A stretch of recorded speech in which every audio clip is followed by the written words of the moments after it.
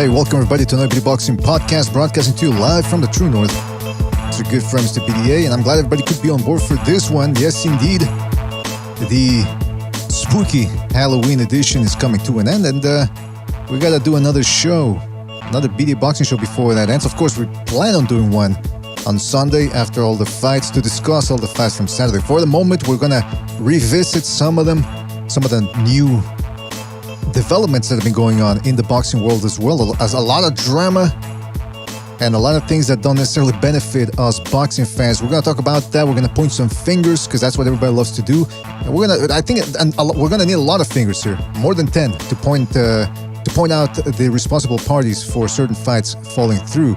Shout out to everybody in the chat. You know the drill, fellas. If you want to wire a couple of shekels our way, you can certainly do so with the super chat feature, but it's always better if you join the membership program. That way you get more bang for your buck. But the most important thing is that you continue to like and subscribe. All right, fellas, like and subscribe, spread that BDA gospel. Ooh, I see One Foot Out the Door has extended his membership program. Shout out to One Foot Out the Door. He says they don't want Tank to fight Garcia. Way too high risk. The truth hurts. I mean, listen, One Foot Out the Door. The truth hurts, and it hurts all of us, man. The fact that this fucking fight might not happen hurts all of us boxing fans. But he's right. Who doesn't want the fight to happen? We're going to find this out. Who's preventing this fight from happening? We're going to get to the bottom of things, fellas. So make sure to buckle up because this ride is sure to get bumpy. Don't forget you can check us out on Spreaker, iTunes, Spotify, the whole shebang. Like I said, we're on the true path of the Crimson Cross, and we need to stay spiritually active. We need to develop a spiritual armor for a lot of the deviancy that's going on out there. So shout out to everybody out there. And of course, as always, we're going to be opening up the phone lines perhaps sooner rather than later, because I don't know how many people are going to jump on here. Let me call a couple of people here, see if we can start cooking with a little hot grease, really make something happen here. Hold on a second, give me 2 seconds here. All right, Gonzalo, I'm going to call him as well. I don't know if Butch is available. I think I called him earlier. What else? Yeah, so shout out to everybody in the chat. Says somebody's asking to drop the Discord. I think it's give me 2 seconds, but I think it's in the description of the video. I'll put it there just in case as well. All right, we got the Jim Marino. We got the guns dropping by. Fellas, you there? Yes, I am. Oh, look at that voice, man. That's a Herman Munster voice right there. All right. Hold on a second. All right, I'm sharing the screen with you. Oh, shout out to Official Scorecard Boxing. Becoming a BDA loyal member. Shout out to Official. Oh, by the way, I saw your tweet. You're picking Kuraguchi. Same thing as I am. Great minds think alike. What do you want from me? Or maybe Official Scorecard has developed telepathy. Because we were having a conversation once on Second Renaissance about some of the powers that he developed. I think now he can read minds. I'm a little scared about that. Then again, I'm only a third-party intervener on behalf of my client, and that is a judicial determination. Determination. Right, that's right. So shout out to all those guys. Shout out to Official Scorecard. Shout out to One Foot Out the Door. Shout out to, I forgot to give a shout out to everybody in the chat as well. King Butch is in there. Sam Rando. The Quags. Shout out to the Quags. Alejandro Solis. Padja. Carlos. Who else is in here? Steve Lopez. That Gucci Berserk. Fluffy Toasters 89. Bray. Antonio Hernandez. SSC. Shout out to SSC. Vladdy V. Sam Rando. Steven Schneider. If I forget anybody, you guys know who you are. Let's get on with the show, fellas. We'll keep on name dropping as we go along. All right. You guys might have heard the news. We're going to get right down to this. We got a lot of things to cover, so let's not spend too much time on it. King Butch says, tell people I will... Yes, indeed. We're going to be updating the membership page. This one here. So stay tuned for that. Fellas, I don't know if you guys saw the big news here. And dire news, to say the least. Ryan Garcia tweeted something last night. Let me share it here with you, fellas. He said it was a 4-part statement that he made in regards to the Tank Davis fight. He says, I want to fight Tank, and Tank wants to fight me. This fight is what boxing needs right now. I accepted all the terms on my side and instructed my team to get it done exactly as offered. The fans deserve this fight. Our sport needs this fight. Then he went on to voice his displeasure about the fact that there's some roadblocks in this fight. He says, we got to get this BS figured out. This should have been the best couple of months in boxing. Spence Crawford fell apart. Me and Tank running into issues. That's not what boxing is supposed to be about. So he went on and on about how this doesn't happen in other sports. We have to have that conversation about how we have to empower fighters and so on and so forth. Fellas, like I said, there's some rumors out there that this is all coming to fruition, this problem, because Showtime, as president of sports, Stephen Espinosa has come out on the record prior to all of this, and he said that he wants the fight happen on Showtime, and if the Zone wants to get involved, then that's going to be a major problem. As you might remember, Golden Boy Promotions has a deal with the Zone to feature their A-list fighters in that service. So, who's in the wrong here, fellas?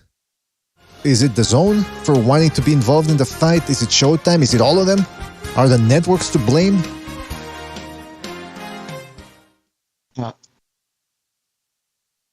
Okay, before you get your mic issues there, Jimmy, because I can't hear you well. Rampax Drunken Company. Shout out to Rampax Drunken Company for re-establishing his membership program. He says, Ryan Garcia resembles the great Mexican Juan Gabriel more and more with each passing day. That's not a compliment, man. What's the matter with you? He's calling him a homo, I believe. Shout out to Rampax Drunken Company. Jimmy, yes. Please go ahead, man, because I couldn't hear you. Yeah, I was going to say, I remember when there's a couple of guys who've called the show and like, oh, no, I believe that fight's going to happen. They're really serious about it. I'm like, what? I just don't understand. These people keep getting pantsed all the time. Like, they keep buying into this bullshit. It's like, how many times are you guys going to fucking get duped? I mean, the fight couldn't have happened.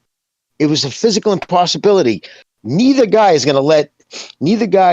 handlers are going to let their fighter go on the opposing network. It's just not going to happen. The only way it could have happened is the Zone maybe said, okay, you handle the U.S. market because you're a, U.S.-based company, and we'll take care of all the pay-per-views worldwide. But they don't have that kind of, these guys aren't that big outside of that. And another reason why I think they would have found out that Tank, listen, I would bet my Twitter page, my spot on this show, anything that those numbers, Tank, those pay-per-view numbers that he puts out are such contrived bullshit. He isn't selling but a fraction of the numbers they're putting out. I know on Cruz was a last-minute replacement, a no-named last-minute replacement that nobody knew on a Sunday up against football. Rick Glazier and a few other people said 50, 52,000, 55,000. I know Big Dan, the fucking shill man, said, 220,000, repeated Ellaby line, which is a crock of shit. I have the videotape. I can send it over. Well, it's a recording of Espinosa saying, unless it comes from me, Showtime, we can't, he admits it, we cannot lie about the numbers we do because we're a publicly traded company. But either other corporations can't do it either. So when you see it leaked through compliant media, it's for a purpose. It's because they're lying. And if they lie about the sellouts, which that's easily because they have announced attendance, you can see capacity for boxing. They're not even close to being sellouts. But they're selling out. They're selling out. So they lie about that, and they lie about the pay-per-view numbers. And when I say lie, I'm saying when they say that he sold 250,000, I'd say 190,000 if they're lucky. He's a gate draw, a specific draw in Atlanta. He's got the urban crowd maybe up in New York, but that motherfucker is not selling pay-per-views. End of story, period. They're lying. Now, what about the Wilder then thing? Because now some people are starting to spin it like, well, it wasn't that bad. I mean, against a comeback fight against Hellenius, that's not bad. They're really trying to say 77,000 pay-per-view buys. They didn't release his pay. That tells you something. They never. Usually, you can go to Forbes magazine and other places because they announce to the commission. They have to tell the commission how much they're getting paid. They never announced the pays, Wilder's pay or Hellenius pay. And another thing, they never announced the attendance for that fight. I've never even heard of them not announcing a fucking attendance for Wilder Hellenius. because it's easy to do the math.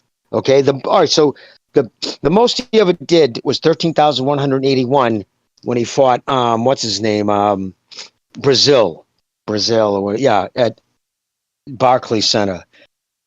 These tickets for Hellenius were starting at $20.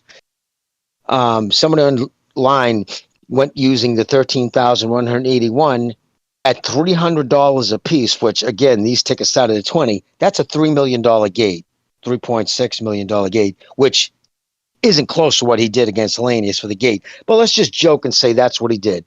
Okay, 75,000 pay-per-views at $75 a piece is $5.6 million. 40% of that, $2.2 million, goes to Fox.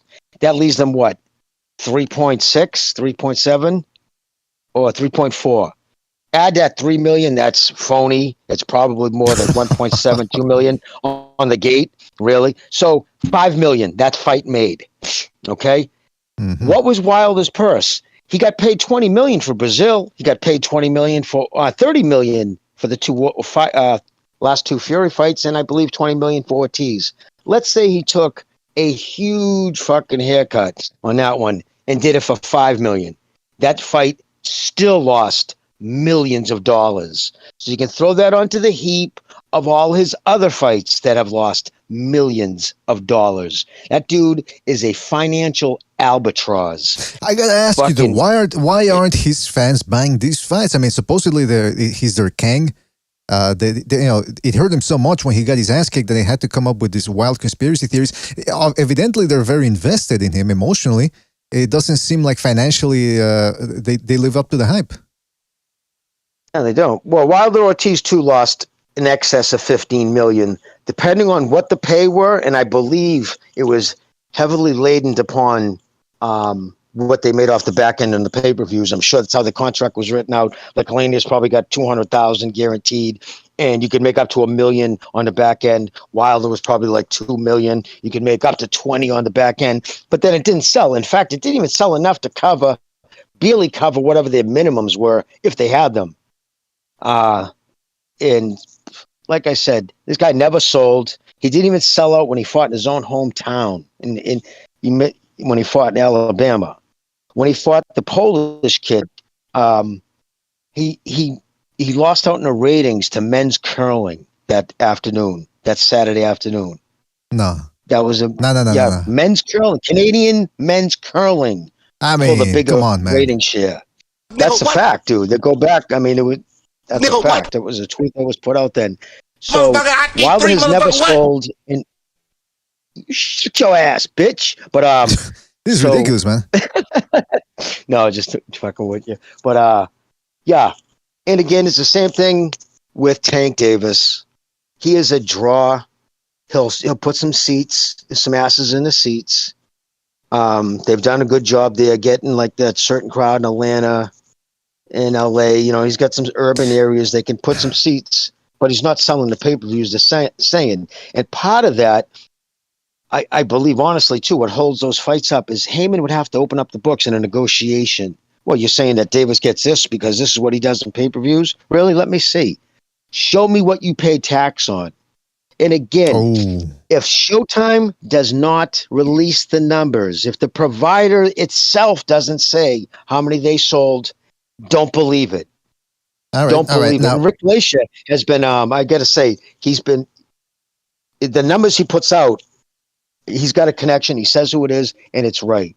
I know it was hard for Ness. I saw him on with Rick Glacier yesterday. Ness couldn't wrap his head around. How could they put on a pay-per-view if they're losing money? It's like, that's the thing, though. I've heard people say that, like, well, Tank Davis is a pay-per-view star. He's on pay-per-view. It's like, just because you're on pay-per-view doesn't make you a star, man. 300,000. I mean, they didn't even hit 300,000. They're already calling him a star. I remember back in the day, 2000s, mid-2000s, when Pacquiao and Morales would fight, and Marcus, they would pop up in the champagne bottles when they hit 300,000. These guys are pumping up the champagne bottles for 250,000, 200,000. Not even that. A lie. I mean, and it's a lie. It's not even half that because they make their money on the gate. He does like 3.5, 3.7 million. And the thing is, they don't pay this kid like a superstar. He gets $1 million guaranteed. Big fucking deal. His opponents. You want to know a true star maker? You want to know someone who's making stars? Look at Canelo. You fight Canelo, that's life-changing money. Fucking Plant got $10 million to fight him. Now, okay, Isaac Cruz got $300,000 fighting Tank Davis. You broke it down perfectly, the whole Wilder, because we needed to establish that thing. Because again, some people were even saying that it was gonna do 100,000, and that we were gonna be the bad guys for shitting on it. Guess what? 77,000, not even 100,000, and it might not even be 77,000. That's what Jimmy's saying. Well, let's go back to the Ryan Garcia thing here, because a lot of boxing fans now are complaining about this. In fact, even Jake Paul came out and said, "Yo, boxing is in a bit of a trouble right now. The fact Crawford-Spence falls apart, Fury, Usyk." They're still talking about it at least, but it's not going to happen this year. And now Ryan Garcia, Tank Davis might fall apart. Jimmy, is this, because again, you know me, I like to harp on the sanctioning bodies. I don't even pay attention to them anymore. And that's how out of the loop I am with the comings and goings of those alphabet straps. But they don't have any, they're not the ones preventing this fight. It seems to be the networks. It seems like the zone wants to be involved. It's one common denominator. It's Al Heyman. He's the one who blew up the Crawford fight because if he can't control every aspect, remember, there's also Crawford has now come on the record and saying that he didn't want Al as an advisor. He's like, why do I need you as an advisor? I'm not signing you on as my advisor, even if it's for one fight.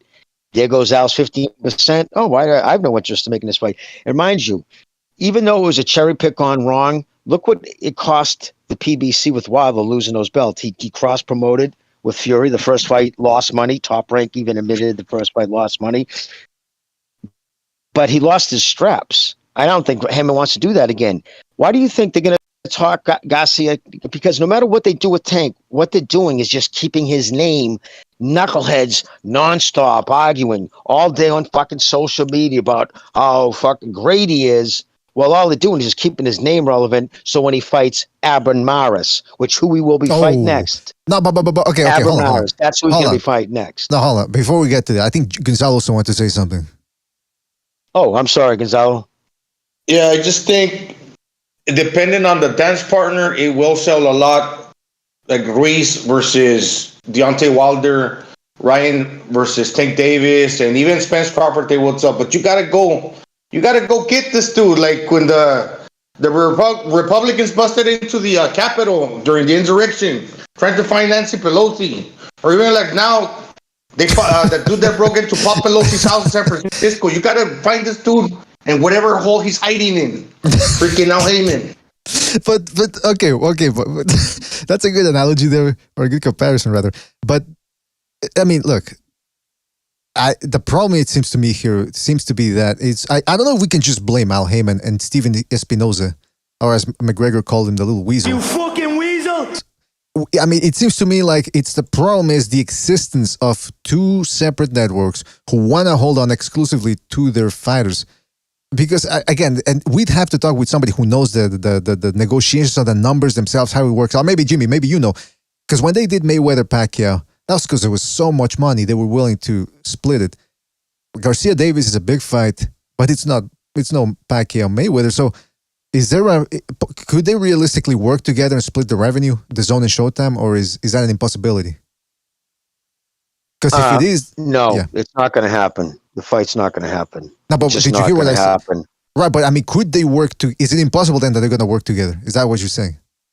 Yeah, they're not going to let each other. Well, Golden Boy is because if he maybe had a deep stable, he might say, fuck it. You really confident you can take this kid? Okay, go over to Showtime, make this fight. But it's not going to happen because he can't afford to have him take that loss before he even becomes a champion. And that's another thing that really aggravates me. Just a little side note. It's like, what? Okay, so even if they were to make that fight, big fucking deal. Who's Ryan Garcia? What has he done? He beat Campbell. What has he done since? Besides fucking mental health issues and living off his 10 million followers on Instagram. I mean, it'd be the best guy that Tank has fought since Pedraza, but it's still not fucking Shakur, Lomachenko, Haney, Lopez. There's all the guys up there, 135 could fight. And again, Abner Maris. Just keep that name in mind because that's who they're going to fight. There's a reason they pulled him out of mothballs and had him fight recently. He came to a majority draw, but that's who he'll be fighting. And Spence and that contrived, leaked phone call is such a joke. That phone call between Espinoza and fucking Spence, that was one of them deliberately leaked. I mean, Espinoza lives in New York, Spence, Texas. They both, well, Texas is a consent state where only one person has to be. Wait. Before you go on, Jimmy, sorry to interrupt, but before you go on, because I heard about this on Twitter, or I saw some people talking about a phone call. I don't even know what that is. What happened? Can you please break it down? Okay. Boxing Ego he broke a story that he got a leaked phone call, and it's with Espinoza. I heard it was Espinoza. I couldn't really make out his voice in it because it's very scratchy and grainy. But it's supposedly Spence talking to Steven Espinoza saying, "Oh man, I really want that Crawford fight, man. But Crawford wants to ask a lot of questions, wants to see things, and blah blah blah."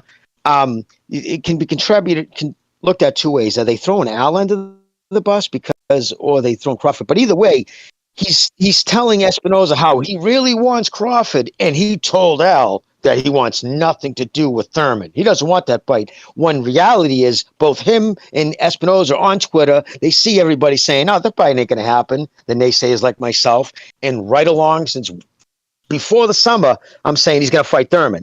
They made him number one at WBC. That wasn't by accident because they want him to face him. And of course, he's saying, and he sees how it's getting poo-pooed by everybody. Nobody wants that fight. So he's, of course, I don't want to fight Thurman. I told Al I don't want to fight Thurman. When in reality, that's who he'll be fighting, because he's not going to fight Stanios, and he's definitely not going to fight Boots Ennis, right? So, they leaked that phone call. Now, mind you, if you're in New York, two people in New York, it's against the law. You can't record somebody on a phone call. It's against the law, actually, and you can get in some good trouble for it. Depends on how bad they sue you. So he had to be in on it. One of them had to be in on it. So either Espinoza leaked it or Spence leaked it. But again, Ego was so excited to say this is like it was proof that he didn't duck this fight. Here he is saying in his own words. And I'm like, what's the difference if it's his own words on a made-up, deliberately leaked phone call to Espinoza opposed to what he's tweeting? There's no difference. It's the same fucking thing. It's just his word. In regards to the phone call, that's why I think a lot of the phone calls, the phony phone calls, the prank phone calls you used to hear on the radio, they weren't real. Because I think, like you said, the FCC prohibits you recording a phone call or pranking somebody via phone call and them not knowing. They have to be on the know. I think the only difference is if they're on satellite radio, like Howard Stern used to since 2006, those were genuine. So you're saying that phone call, somebody had to be in on it to be able to record. Or they both had to be in on it to record it. Or they're both in on it. I think what it did was they control the narrative. Hey, let's talk on the phone. We'll leak it. On that phone, you'll be saying how you really want to fight Thurman. That's the fight for you. That's the fight, the only fight you want. And you don't want to fight. You really want to fight Crawford. That's the only fight you want. And you definitely don't want to fight Thurman. So when it's announced that you're fighting Thurman, his fans will say, well, he didn't want it. He's being forced to. When he knew the whole fucking time that's who he was going to fight. That's especially insane, once Crawford attorney was made. Listen, it's smoke and mirrors. It's about controlling narratives. It's the same thing when the Plant Canelo negotiations will fall into shit, and they every day Mike Copperjinger was tweet out something that Plant said, trying to control the narrative. That's all they're trying to do, trying to save face. That Spence's side, whether it was Heyman, Spence, or his people, they didn't make that fight. They didn't want that fight. And he's going to fight Thurman. And they're trying to just control the narrative by that phone call. And it's horseshit. These people are fucking I can't believe man. so many people fall for it. I mean, you're telling me, man. And in regards to the Ryan Garcia fight, of course, the zone wants to be involved. I mean, that's worse with Oscar De La Hoya. Of course, they want to be involved, so they want to blame it on the zone. Like, come on, freaking Oscar De La Hoya, Golden Boy Promotions. He's a good promoter, man. He puts his guys in there, and he's not willing. He doesn't. He'll be willing for their fighters to fight, and if they lose, they lose, and if they win, they win. That's right. Not PBC, man. Well, listen. Some people are saying that it's the zone that is to Gonzalo. Some people are saying that it's the zone that's to blame. But here's what we know. So according to Garcia, he said he agreed to everything. That's on him. He could be lying. I don't know. Why should I trust him? I don't know. But we do know for a fact that Floyd Mayweather himself, the promoter of Tank Davis, has said We don't want to work. We want to keep everything in-house. Why should we make somebody else famous? Something along those lines. I'm paraphrasing. So, in other words, he's admitted that he wants to keep everything within the PBC stable. Now, Jimmy, you mentioned that very, very disturbing news or that piece of news that supposedly they want to match up Tank Davis versus Abner the Pirate Mares, who's a one-eyed scoundrel. Why wouldn't they make the Isaac Cruz rematch? At least do that. Why would they have to put him in there against Shot Mares? The Cyclops.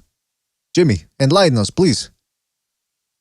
I think to save an Isaac Cruz, that's the big fight. That would be his biggest opponent. Like, they're going to they want Cruz to go out and keep feeding him guys that he can spark out, make him look even more invincible. And so when he does fight him again, that'll be his big fight. They'll talk him up. In the meantime, he'll beat up Abel Maris, and then they'll feed Cruz another stiff. They're just running out of people. But that'll be the big fight. I believe they will make that probably next after the Maris fight. But he'll be 30 before his career is just toast. Hey, wait a minute. Are you telling me the Maris fight then, if they make it's going to be pay-per-view? Oh, of course it will. Oh, jeez Louise. No. No, without a doubt it will be. Because they make the Halloween season. It's the Halloween season, and this is terrifying, man. This is absolutely scary that they would actually have the balls to put that on pay-per-view. Because at least when he fought Romero, at least they had, Romero's young, he's a big lightweight, he can crack. At least he's awkward.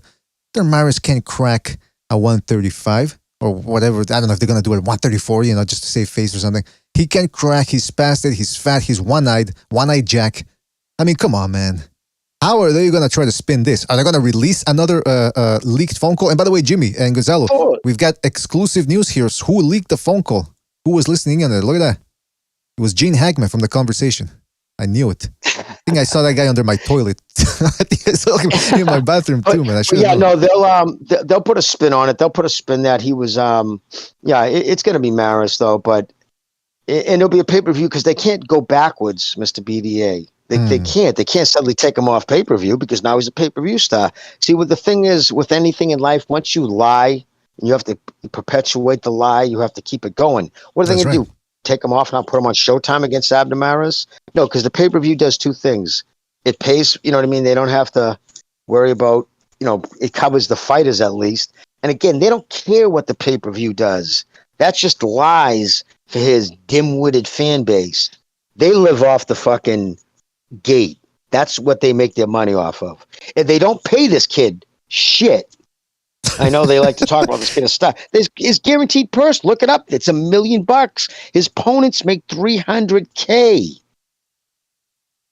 I mean, listen, $1 million is good, but when they're talking about the pay-per-view star, Tank Davis and all that, makes you wonder, shouldn't he be getting paid more? I mean, I don't know. That just seems weird to me, man.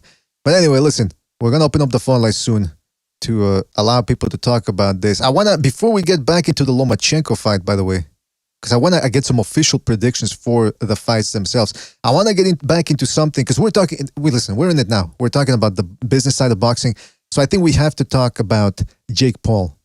Yes, he will be fighting tomorrow. And I want to get some idea from our viewers, especially if you call in. If you've been following the build-up to this fight, which I haven't until today, how much hype is this generating, especially on social media? Do you see a lot of activity? Because they've spent a lot of money advertising this rat. A lot of money. It's been on ESPN. It's been on regular cable. It's been on YouTube, Fox News. In between Fox News commercials, is showing Jake Paul. So it's being advertised more than any other fucking boxing match I've seen recently. Well, I gotta tell you, man. The reason why I bring this up is because Jake Paul came out, I think it was today or yesterday, might have been during one of those roundtables with the reporters. He says that boxing, it sucks right now for the fans. He says, it sucks for the fans. The fans are the ones that get hurt, and it's bad. This is why the sport has gone to bad places before. It's gone to scary moments where you think the sport's going to wind up dying out because fights like this, the big fights aren't happening. He says, I don't know what it is. No one will ever know. See, I disagree with the no one will ever know part. I think we know exactly who's at fault here, and it's a bunch of people. He says, get these fights done, he said. Stop being greedy. Give people what they want. Don't look at every term in the contract and try to change it. Well, I mean, you got to look at the contract, otherwise you get jibbed. But Sometimes I hear that, guys. I hear people saying, "Oh, well, it's because these two promoters hate each other, therefore they're not going to work together." I call BS on that. I mean, Bob Arum and Don King hated each other for a while back in the 90s. They were the two biggest guys. There was only one spot. The village, the city, the town wasn't big enough for two big promoters, and they were always quarreling. They would make the fights happen. They would make the big fights. So is that a bit of an exaggeration when people say, "Well, it's because these guys dislike each other, therefore they're never going to work together"? Or is there some truth to that? Before we continue on that, shout out to I Am Your Leader for extending his BD membership program. He says, "Be aware, PBC is soliciting certain YouTubers to side with the PBC on every issue." Interesting, I Am Your Leader. That's very interesting. Although I don't think they need to solicit, do they? Some of these guys will bend over for a hot meal, maybe a free ticket to one of their fights. New media. Well, it's just funny. I believe it was Boxing Ego who broke the phone call. I mean, could you get a more compliant shill? I mean, you think that kid's going to ask any hard-hitting question, like when they called him with that, "Hey, listen, you want a phone call?" And they made it sound scratchy and shit to make it seem like, you know what I mean? Like it was picked up by somebody else, like on a recording device. When any true journalist would say, "Wait a minute, why are you giving me this? What's the purpose behind this? You're not saying anything in this that he's not saying on Twitter." But when you hear his own voice saying, "I want fucking Crawford and I don't want Thurman," and yet you're not going to fight Crawford and you're going to fight Thurman. That's the narrative. It's very suspicious. I really want to see what happens with that leaked audio. See if somebody comes out and says something about it or clarifies the situation. But real quick, back to the Jake Paul thing. He says, "Hey, listen, boxing," and I do think there's a bit of an overrated claim there when people say that, "Oh, the UFC, they make the fights the fans want to see." It's easier because it's a monopoly, but there's been fights that haven't been made either because of injuries or, I mean, I remember back in the day, Randy Couture versus Fedor never happened. I don't think we ever got to see Silva versus GSP either. So it's not as easy as they make it out to be. There's quarrels too there, especially when a UFC fighter starts becoming too big and all of a sudden wants to distance himself more from the control of Dana White. There seems things like that pop up. But it is true. Boxing is definitely harder because of these promotional entities. And then, of course, that they're associated with networks. And there's more networks now. You got DAZN, you got ESPN providing the fights, and you got Showtime for the moment. It does complicate things a whole lot more. And I'd have to say about about MMA. I mean, obviously I'm a boxing guy. I'm a casual at best on the MMA side, the UFC. But the UFC is kicking the shit out of boxing. Without a doubt. In terms of numbers or in terms of the fights that they're making? Within the fights they make, they match the best consistently. Some fights like the one Magomedov or however you pronounce his name, they want to beat up, retired, undefeated. There was that one Mexican American kid that fight got made and postponed for whatever reason. At one point, even coming into the auditorium, I guess tripped over some cables and blew his leg out, his opponent, but that fight didn't end up getting made. But it'd be for reasons like that, not because they didn't try to make it, because these guys they have no choice. And, I know that people say, well, they don't, they'll usually go to, well, they don't make the money, boxing guy. I don't give a fuck. Who cares what these guys make? They're not paying my rent. You know what I mean? I want to see the best fight the best. And right now, MMA guys get a much better product than boxing people. And for Steve Kim to talk like this, who's dedicated his life to this shit, and at this point he thinks it's a farcical joke. That's a lot right there. That's why I wanted to bring up that fact that when Ryan Garcia did that tweet last night, and he says we need to empower boxers. I go, do we really? Because I mean, and we're gonna get back to that a little bit today. We're gonna cover just an addendum to the video Jimmy did about Devin Haney and Vasily Lomachenko. The problem is when you see that video, and what we're gonna talk about is that sometimes if we empower these guys, we still don't get the big fights. Because certain guys, the representatives, they want to maneuver around fights and so on and so forth, and you don't get the big fight. So empowering boxers, a lot of these guys are already overpaid. I mean, just look at the Crawford-Spence situation. Crawford was getting paid a lot of money for fighting no-hopers. Well, not no-hopers, I'm exaggerating, but subpar competition for a guy that's supposed to be the number one powerful pound guy. So when he fights Errol Spence, what do you think is going to happen? You think all of a sudden he's going to take a pay cut? No, he's going to ask for double what he was getting for fighting nobodies. I mean, so there is a downside to what Ryan Garcia is suggesting of empowering boxers. But I want to get back real quick to this Jake Paul thing. because he's got a lot to say about the businesses of side of boxing. But I think the walls are closing in on old Jake Paul as well, because I think the Ben Askren fight did good pay-per-view numbers. I think the Woodley fight did. The first one did well, and then the second one didn't do all that well. I think it did like 600,000 pay-per-view buys. Now some of you guys are going to go, whoa, BDA, 600,000 pay-per-view buys. That's pretty good. You got to remember, Jake Paul is a mainstream star. Wouldn't you think he would be able to get better numbers than your average boxer? So, and then there's been a whole bunch of fights falling apart. Now he's fighting Anderson Silva, which is a good move because at least Silva can fight and there's a lot more intrigue in that fight. But then, I don't know if you guys saw the news. Anderson Silva a couple of weeks ago had made a statement intimating that he'd been knocked out in sparring twice. You got to keep in mind, this is almost a 50-year-old guy in there.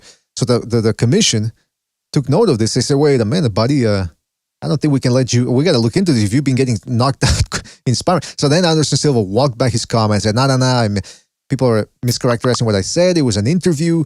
There was no context. I didn't add any context to what I said. So it's happening. But then Jake Paul comes out. He misses weight the first try. I think he made it on the second try. Didn't even take the full hour. But I look at him. He looks a little bit gaunt here. As you can see, I don't know if it's the lighting. You can see it's very orangey. It's not properly lit. So I don't know if that's, but he does look a little bit gaunt. Jimmy, and Gonzalo, what do you think? Does he look gaunt? All right. For some reason, Jimmy and Gonzalo are muted. I didn't mute him. But anyway. I thought I didn't know I was muted. No, he looks about right. He doesn't look ashy. It's the tungsten lights. They give you that yellow tinge. Yeah. But he looks like he's got water. He doesn't look super dry. His face is sucked in. But he can put that weight on. It's the day before. So when you get to sleep, you put size on. He'll probably put 20 pounds on. Eat a bunch of fucking pasta and just blow up overnight. Mm-hmm, mm-hmm. Well, listen, all right, that's good then to know, or at least for Jake Paul. I mean, I got to tell you, Anderson Silva beat, what's his name? Junior. Junior. Yeah, he beat fucking Chavez Jr. So he knows. I think this is the best boxer, or the guy with the best boxing ability that Jake Paul has fought. And Jake Paul has horrible stamina, by the way. Absolutely horrible. So I'm very curious to see what's going to happen. Gonzalo, what do you think? And by the way, Chavez Jr. losing to an MMA guy who's way older than he is. Isn't that a bit of a... Oh, yeah. Yeah, he's a shell of himself, Chavez Jr., because he's always in and out of the rehab centers. Even when he was at his best, I think his style predicated on physicality. Physicality, yeah, he got some technical ability, but when you got all that wear and tear and ring rust, and you're always in and out of rehab centers, that style doesn't bode well in the future. It's like you just become like a regular dude. You actually become a fucking tomato can. He was not really that good. He's the opposite of his father. Like his father would always let his hands go, and something about him, him and his brother can't let his hands go. I bet his father wishes abortions were retroactive. Oh, come on. Wait a minute. Come on, Jimmy. What's the matter with you? Sorry. It's a funny comment. He's a big dude, got a 30 chin. They went the distance, right? But he's just too slow.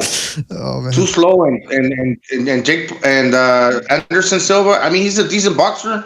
He's an older guy, but he's been in the mixed martial arts and kind of like boxing for a long time. He's got a lot of experience. I gotta tell you, man. Got on the back foot. Yeah, if that Anderson Silva shows up, the one that beat Chavez, I see Jake Paul. I see the Jake Paul train ending. And like I said in the last episode, this whole gimmick, a lot of people thought he was never going to stop. A lot of people thought, whoa, the Jake Paul, Logan Paul, those exhibitions. People already caught on to the fact that these fights just aren't that entertaining, and their fans themselves just didn't get bit by the boxing bug. It happens. Boxing is not for everybody. It's a niche sport. So for them to have thought that their followers were going to follow them everywhere, including to boxing, I think that's starting to prove unwise. By the way, shout out to Abuela, which I think is Wakandan tax collector. He changed it to the fucking Abuelita, that chocolate there that we all enjoy. He says, this is a friendly reminder that your Abuela did kick boxing ego out of her basement for having LDBC sleepovers and wasting all her soap. Big mistake. Oh, come on. Oh, jeez, Luis. What the heck is he talking about? I shouldn't be laughing that hard at that comment, but I am for some reason. All right, so shout out to Abuela. Now I get the hankering for that type of chocolate, man. And it's not even Halloween yet. Might have to go out in the streets and steal the chocolate for some of those kids on Monday when they're at Halloween. Pretty good, no? It's pretty fucking good, It's man. pretty good. Delicious. All right. So that's the Jake Paul. I didn't want to harp on it too much, but just wanted to point out that indeed the Jake Paul train seems to be ending. And I don't even believe, like I said, some people go, well, Logan Paul versus Mayweather, he did $1 million. Should have done more if this guy's that big a star. I think. I don't know. If he knocks out Silva, it'll continue to go. Oh, boy. It'll psych him up even more if he stops Silva. I think the kid can actually crack. He's an athlete. He's a big kid. He throws a punch. He puts a lot of weight over his front foot, so he probably can crack. He just. I tell you which fight would do well, guaranteed. Him against Andrew Tate, because those guys are well known. Those guys have a high internet presence. They're pretty much mainstream stars. Get that fight done. There's a history between them. Jeez Louise, that would do great numbers. So, I mean, I don't know. Some people are already saying that Silva's going to take a dive. But you know how that goes with those type of statements. So, I mean, we'll see. But here's an interesting thing, too, here. Mauricio Suleiman from the WBC. This is why I love the title belts, by the way, fellas. Now you're going to understand why I despise them. Mauricio Suleiman said that the criticisms of Jake Paul are unwarranted. He says people did not like Muhammad Ali. Half of the people who watched Ali fight at this time wanted him to lose. And today he is regarded as the greatest athlete in the history of humanity. He's comparing Jake Paul to Ali. That's why from saying here that on name in the same sentence, someone should take him out and put one in the back of his head. What a dick. I mean, listen, Like, if Jake Paul seriously. started, Ali had a lot of things to say about white people, right? So maybe if Jake Paul starts the opposite, he starts saying a lot of things about black people. Maybe we can start calling him Vanilla Ali. And if he gets racial too, I don't know. Listen, because that's what Muhammad Ali used to do. And he used to, he turned on Joe Frazier, who helped him out when he was in dire financial need. Frazier helped him out. And how did Ali He'll repay get him? canceled. Yeah, exactly. That's what I'm saying. Yeah. But anyway, listen, He'll that's get just, canceled. Like, what's his name? What's that new dude? Not the new dude, but the Adidas dude. Like or what's his name? Ye. Kanye West. Yeah, he'll get canceled, man. oh, Even he's Muhammad getting- Ali nowadays, he probably would have got canceled. Oh, no. He would have rallied against white people. They would have, the mainstream media would have loved him. By the way, we got a phone call here. Don't forget, fellas, the phone lines are open. Call in. The number's right there. It's also going to be in the left-hand corner or middle portion of your screen. So make sure to call in. Let's go to a phone call here. Don't forget to hit the like, fellas. Hit the like, and call in. Let us know what's on your mind. 760, you're on the air. 760, what's on your mind? Boom Boom Guy, LDBC. What's up, Boom Boom? What's on your mind? Yeah, what's up? Yeah, just some quick points. Yeah, can you hear me? How's the audio? The audio's crystal clear, man. All right, so the MMA guys, UFC, Dana White controls that. I remember John Jones said he wanted to fight the heavyweight in Gaiu, and they canceled. They didn't let the fight happen. And both of those guys wanted to fight each other. Boxing is different. When two guys want to fight each other, they make the fight happen. Can you agree with that? For the most part, yeah. I think it's a little over. I think the claims that boxing never makes the big fights. I mean, just adding the never, that's a loss right there. Yeah, they do make big fights. Just look at this year. We've had some big fights. But they're all This using is the a same good year of promotion. boxing. Or It's not. promotions that work They didn't bat 1,000, but we're getting good. Go ahead. Was it Gonzalo talking? No, sorry. It was Jimmy was saying that that's because those big fights involve the same promoter. So that's the problem right there. Yeah, that is a good point. That is a valid point, rather. Well, so Ryan and Tank, they pre-announced the fight because the most important detail was with the network. They wanted to fight each other, but they came out and said, we're fighting each other because we want to fight each other. But the most important thing was they're signed to do two different networks, right?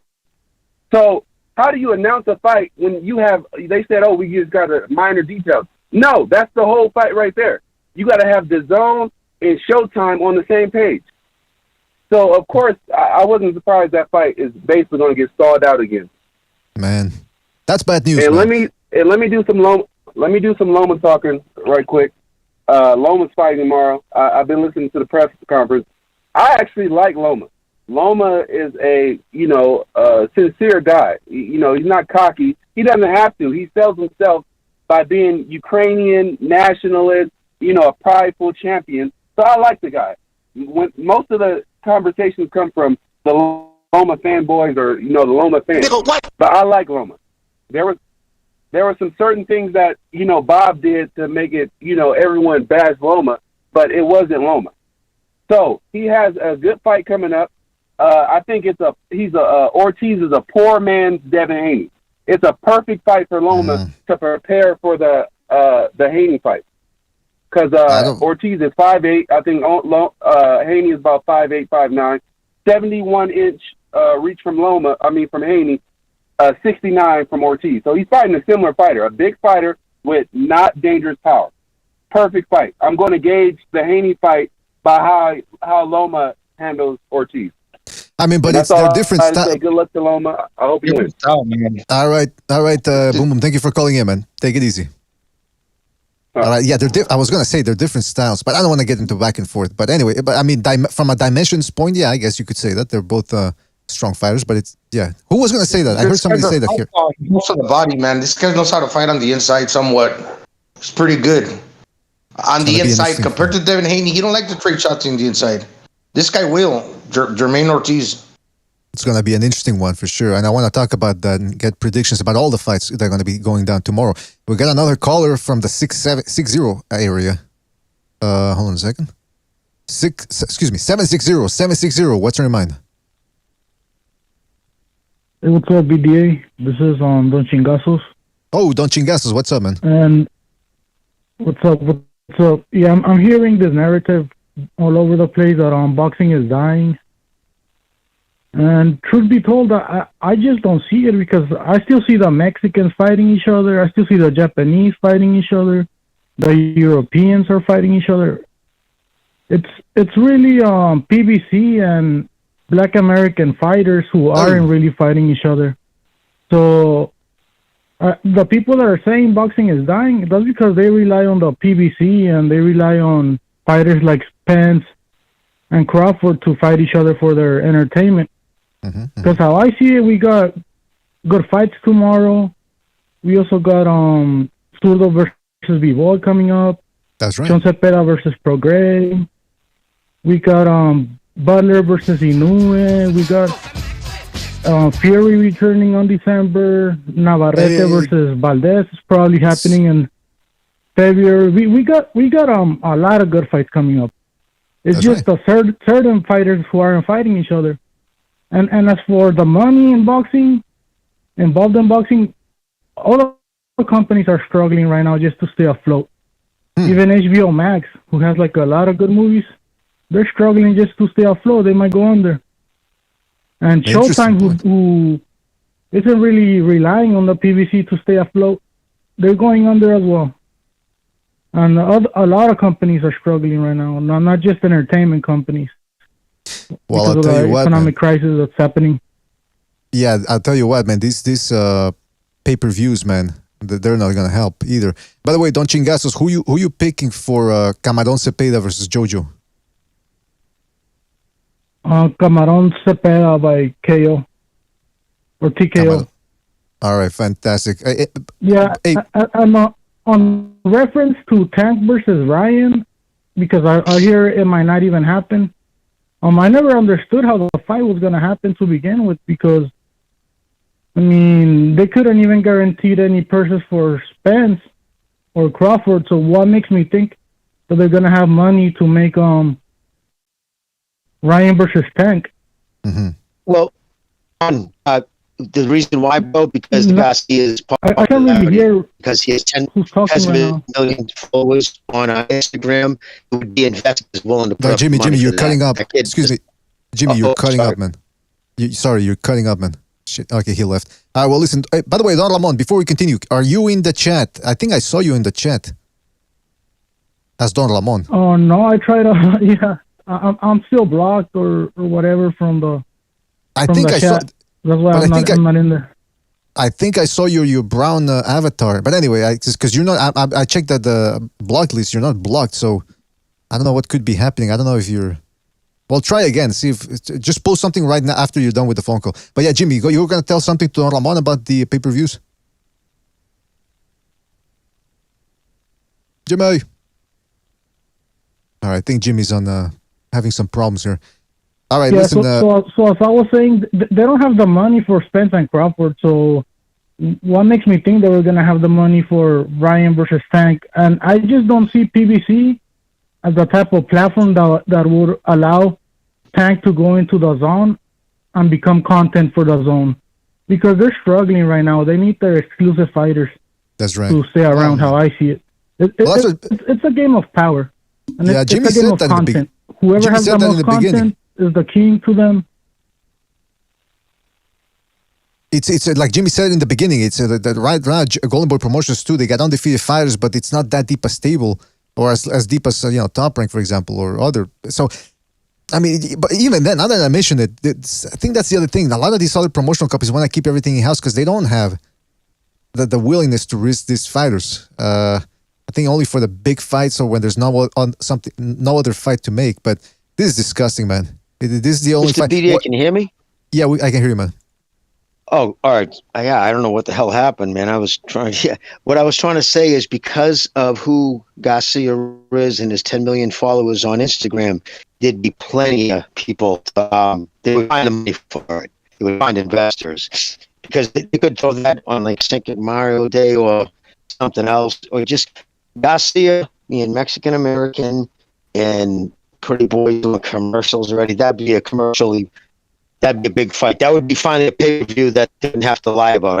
I think that thing would do probably 300,000. The gate would probably do 4 million.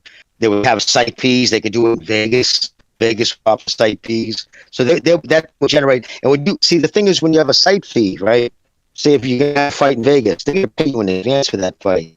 It's at least half the site fee up front, so you can secure Jimmy, a lot of the things you need to do. Yes. I can sort of make up what you're saying, but there seems to be some lagging. So, listen, I'm going to move on from the call here and make sure you jump in and jump back out again because I don't know what's going on. Or maybe reset your phone. Just make sure you reset your phone. I think that'll be better. Meanwhile, Don Chingasos, anything else you want to say before we move on? Yeah, in reference to the UFC, how they're a big company right now, the thing about the UFC is they have like a roster of around 800 fighters. So they have a big roster, they have a lot of power. And that's why they can't overpay all these fighters because there's too many of them. So it's easy to make the big fights in the UFC because it's a fight organization. It's pretty much all concentrated in one organization, the top fighters. So it's a different game than boxing. And Dana White already saw the books from PBC, and he thought it was a business that isn't going to last, going out of business sale. Yeah, that's what some people are theorizing. They're waiting for it to dissolve, and then they'll sort of absorb. Because a lot of those fighters, I mean, think about it. There's a lot of fighters at the PBC, and they've only fought once per year. A lot of them, if that. So they're probably going to look for better representation once the PBC dissolves. I can't imagine a lot of them would stay with Al Heyman or any other adjacent company that he would start. But anyway, listen, Don Ramon, man, thank you for your call. We got to move on. Thank you for your call, and call back next time, right, man? All right, later, BD. Later, man. Don't forget to hit the like, fellas. Hit the like, and call in. The phone number is right there in the left-hand middle portion of your screen. Let's go to another phone call here. Let's go to 323. 323, you're on the air. 323, what's on your mind? Yo, guys. How you guys doing? Hope you're doing good. When it comes to boxing, it's a simple supply and demand issue. There's too many promoters and not enough quality top fighters, because all these promoters rely on these quality top fighters to make their promotion sell, right? To sell for and make money for profit. Well, what ends up happening is that since there's not enough, these guys get the best contracts. They get overpaid because they want guys to represent, their company. Crawford getting $6 million for Porter is just ridiculous. He had already bombed on pay-per-view before, and that just shows that that's the pressure, and that's the concept of supply and demand. Because Aram and Top Rank just wanted a slice of the welterweight division, you know. So what's going to have to happen is all these companies are gonna have to fail, just like what happens in a recession. The strong survive and the weak die. So what's going to have to happen is that at least 2 or 3 are going to have to go away, where main players could survive and they'll sign all the contracts. Because I do believe that if the PBC didn't exist and Golden Boy still had all those fighters, we would have had a lot more fights, you know. So this is the issue. What ends up happening when another organization comes into the sport and there's just not the quality fighters to support it, you know. I mean, hey, listen, to your point, when Golden Boy was still someone in control of their roster, 2013 was one of the best years of boxing. Was one of the best years. Then De La Hoya goes into rehab. Oops. All of a sudden, he gets the rug pulled out from under him. Those other guys signed with Al Heyman. They're going over to Showtime, and it was just a shit show. Yeah, and then another thing too is that I don't necessarily believe it's just because of what's happening right now that people say, oh, well, you lose your O and then you lose everything. I don't necessarily believe that, because you get your fighter into a big fight, and even if he loses, just because he got into that big fight with that big name fighter, he gets more eyes on him, you know? So like Benavidez, he only got 400K people to watch his Showtime fight against Lemieux. But if he fights Canelo, even if he loses, he's gonna get a lot of eyes on him, you know. That's right. So, and then even Canelo has already lost twice, and Anthony Joshua has already lost 18,000 times, but they're still the top stars in boxing. And not only has Joshua lost, he's cried. Not only has Joshua lost, he's cried too after fights. I mean, first of all, we saw him having a near panic attack before the Ruiz fight. Then after the second loss to Usyk, it seemed like he was mentally broken again. You know, hip, hip, hooray, and then crying in the press conference. So you're right. No matter what some of these stars do, they're still stars at the end of the day, even if they lose. Yeah, and Pacquiao had like 6 losses too, right? Or 4 losses, That's right. 3 losses. So it's like, come on, guys. So it's just a lot of fear and a lot of the supply and demand issues, like just forcing the promotions to just pay up the ass, like go even top rank. I don't really see where they're making money, to be honest. They're getting subsidized by ESPN. Where are they making money at? They're putting fucking Fury versus Dillian White on pay-per-view in the United States. Like, that's not even gonna that doesn't even sell nothing. But I mean, that just shows their desperation, and they'll put any marketable fight on pay-per-view just because they need to make some money. It's like, that's true, man. They're not doing that great either. I don't believe so. You know, a lot of guys on these circles try to pump up Top Rank that they're doing a great job, but I don't really see where that money's coming from. They're getting subsidized by ESPN. That's my opinion. Well, hold on. Jimmy wants to say something here about that. Jimmy, go ahead, man. Fury White, I didn't watch the fight, but that made a lot of money. That sold 90,000 tickets, bro. Now think about that. 90,000 tickets were sold for that, or over that. I forget what was the announced attendance. I think over 100,000 at Wembley. It was showed in 80 countries. That sold a lot of pay-per-views worldwide in certain countries. Bob made a fortune off that fight. I bet he made more money off that fight than he did off some of the other fights we thought it would make money on. No, but it's not always that way. But that one particular fight, we mentioned that they went super red on the first Fury fight, and he's not really making money throughout the whole entire company. I mean, he went super red with Crawford. So, and then he's going red again with Devin Haney. That they showed that fight did less than around 1 million viewers. Like, that's horrific for an undisputed fight. I mean, he's not entertaining. He's not entertaining. That's an ESPN deal, though. He made money off the ESPN the network deal through ESPN. I mean, for sure. You know, like I know. So, and even ESPN, what the UFC didn't used to do a lot of pay-per-views before they got into ESPN, and now the ESPN is forcing the UFC to just do a shitload of pay-per-views. So I don't really believe, like, Top Rank is the good all be all, because they've already shown that they'll put shit on pay-per-view. Like, at least the Zone. I mean, they'll put fucking Canelo on pay-per-view now, and I get it. Like, people are mad, but you got Canelo for, like, free. No, well, not free, but for, like, one price of pay-per-view, like, 3 fights. So, I mean, when it comes to the main man in boxing, I think you got to just pay your ticket, you know, if you want to watch him. And at least he's fighting these good fighters. But, like, it's like, you know, top in pay-per-view recently that you thought was the shit? Because I'm seriously curious. Repeat the question, Jimmy. Repeat the question, because I don't think here. Crawford and Porter. That's a shit pay-per-view. And they overpaid them. I was just wondering what. No, all right. I was just wondering which one you were talking about. What you were talking about. That's all. All right. Well, listen. And Fury and Dillian White is a crap pay-per-view here too. That's why I only did $90K. But I mean, over there it did a lot. But that's just showing you, like, they'll do pay-per-views here just to try to get whatever money they could get, you know.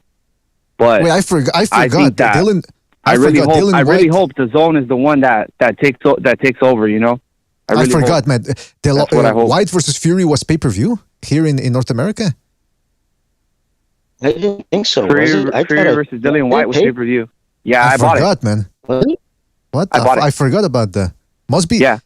Wow. Must be some sort of a Mandela effect thing, because I don't remember that, man.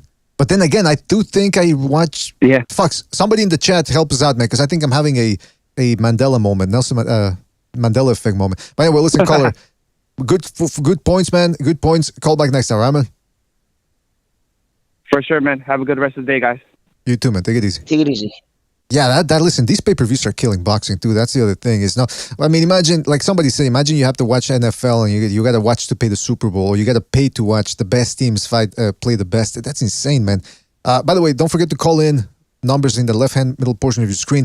I think I'm going to put a StreamYard link just in case, because we don't do the open lines so right now because there's not much to talk about, and it's lately it seems to revolve around the same subject. So we need to retool that, and we'll be back once. Listen, if they make Wilder Luis, fellas, you better believe we're going to do a shitload of open lines. Whether it's Friday, Tuesday, Wednesday, we might have to do one every day. You never know. Well, Mr. VDA, to your point, can you hear me good? I don't know if you can even hear me. I can hear you. Okay. To your point, pay-per-view, it was actually first called closed circuit. That's what they used to call it, closed circuit sports events back in the 80s.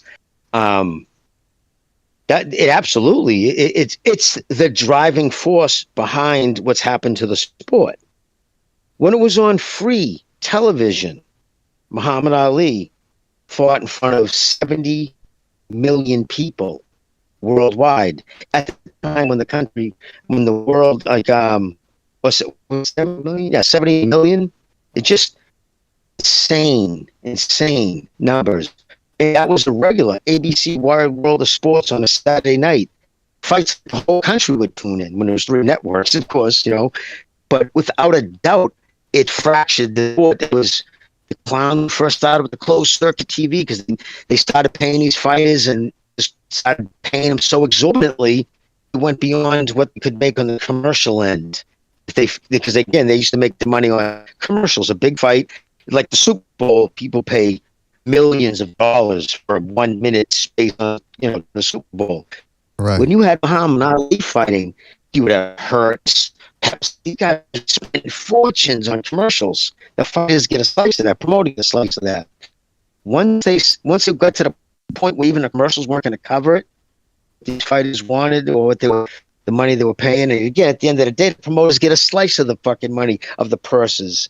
So they have a greedy thing behind that too. So the whole thing, but driving force of driving the sport to the niche and to the edge of the cliff where it's at now is pay-per-view. Heyman used that narrative to secure the $750 million from Waddell and Reed hedge fund during his interview. Well, sit down with NBC executives and his attorney, Mike Hill. He said it was an archaic platform rife with piracy. Ooh. That was 2013. That was a quote from an article in the LA Journal or something. The guy was in on the meetings. He did an interview, actually a great article. And And it's true. I mean, that's how he was secure, because he said, how am I going to make boxing? Because NBC's like, wait a minute, you're talking about a sport that charges its fans. That instantly wants networks nothing to do with that. Fuck out of here. Once you expect people to pay to see something, it instantly makes it niche. And now you fraction it even more along the lines of network deals. That's right. So now it's fractured it's a niche sport that's fractured. It cannot survive like this, because what's happened now, and it was a couple of tsunamis that happened. Once he secured that money and he didn't put the other promoters out of business, now he had to compete with them. He couldn't do that to what he was doing. So that's why everything's on pay-per-view right now. The Zone, because they paid so much exorbitant money to Canelo and Triple G and all these $7 million for Mickey Garcia to fight a nobody, they had to go to the fucking pay-per-view, which every time I see the Zone fight, it's a pay-per-view, my skin starts to boil. I don't care that I'm getting a discount. You fucks. You're breaking up again, man. $100. Am I breaking up again? All right, sorry. You started, but I don't know why. But anyways, that's the driving force. You were right. The pay-per-views are what caused the sport to be what it is, to the point that that's the Al Hammond bringing it back to free television is the reason why they're willing to give him $750 million, because they knew the greatness of this sport at one time, what the sport had, because it involves so many countries and it's a blood sport and nothing gets the fucking juices going.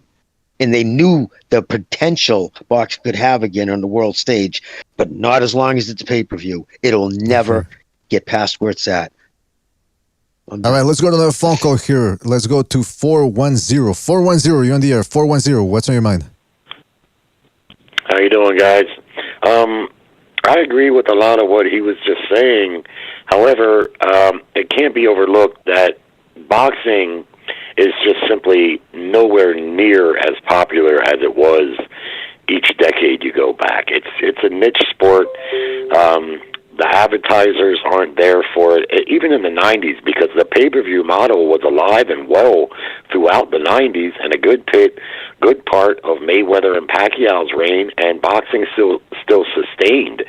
But in the last 10 to 15 years, especially since HBO got out of boxing, which was a major red flag, boxing is the reason for its lack of promotional popularity is just based solely on the fact, not solely, but the proliferation of the NFL, the NBA, and all the other major sports that have eclipsed boxing over the past decades. And there's many reasons for it. You could partly blame pay-per-view, but like I say, pay-per-view was the model of the 90s and even the late 80s, and boxing was doing really well then. HBO getting out of it, COVID-19 certainly did not help matters. The numbers started steadily going down. Jimmy, come on, hold on. There's a bit of a delay here between the callers. I know, going down. Right, but wait till he's done, because there's a delay between callers, and so if you start talking, it's going to take 2 seconds to reach him. And but caller, yes, go ahead. Yeah, and I really couldn't hear, but I'm interested to hear what he has to say. But just to continue what I was saying, it's very difficult to point one indicator. When I look at boxing as a whole, I'm a 40-year boxing fan. What I see is just an overall lack of popularity in boxing, just across the board, and that's just going to have a huge cascading effect all the way down to boxing fans like myself. We want to see the best fights, of course. The promoters not working with each other to make the fights the fans want to see certainly has played a major role. What he was saying about the networks also being involved, exclusive network deals back in Ali's day and probably throughout most of the 80s, that wasn't the case. The networks weren't there. Promoters have always been reluctant to do business with each other, but they would.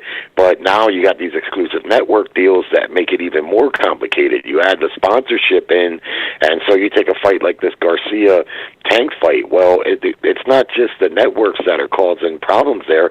It's also the sponsors of both of those fighters. Their sponsors are going to be fighting for who gets the ad space, who gets the ring apron space, who gets, the top rope advertisement, and just a whole ton of shit. But when it all boils down, boxing is just not popular.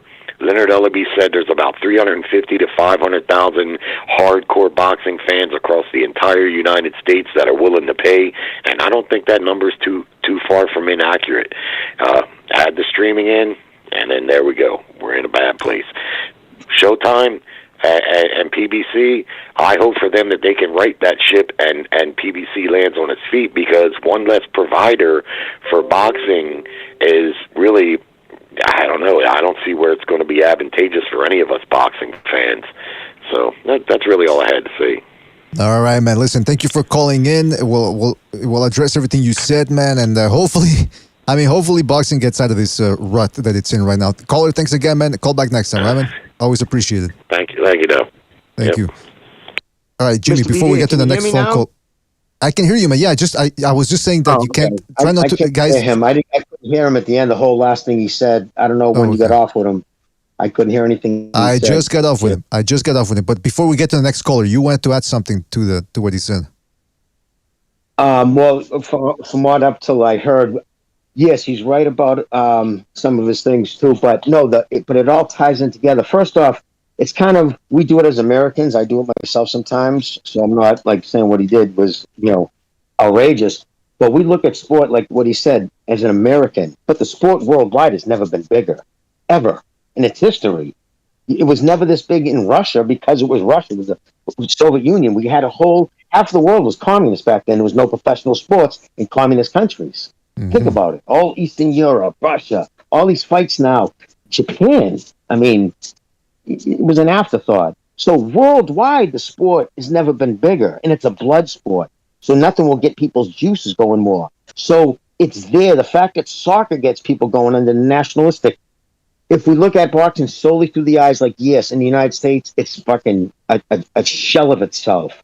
But again, it's all tied in together, right? It's one thing leads to another. Once it went pay-per-view, the sport instantly started dying.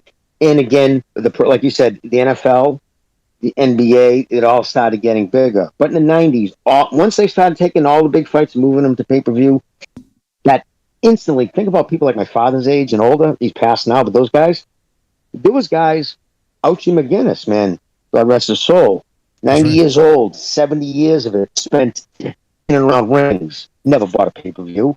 Fuck out of here. Paying pay-per-view. Like, those guys, like, that pissed off so many old timers. Like, a pay-per-view? What do you mean? You pay for a fight. It's on television. You just watch. Imagine, Jimmy, you just reminded me. So that's imagine they do that.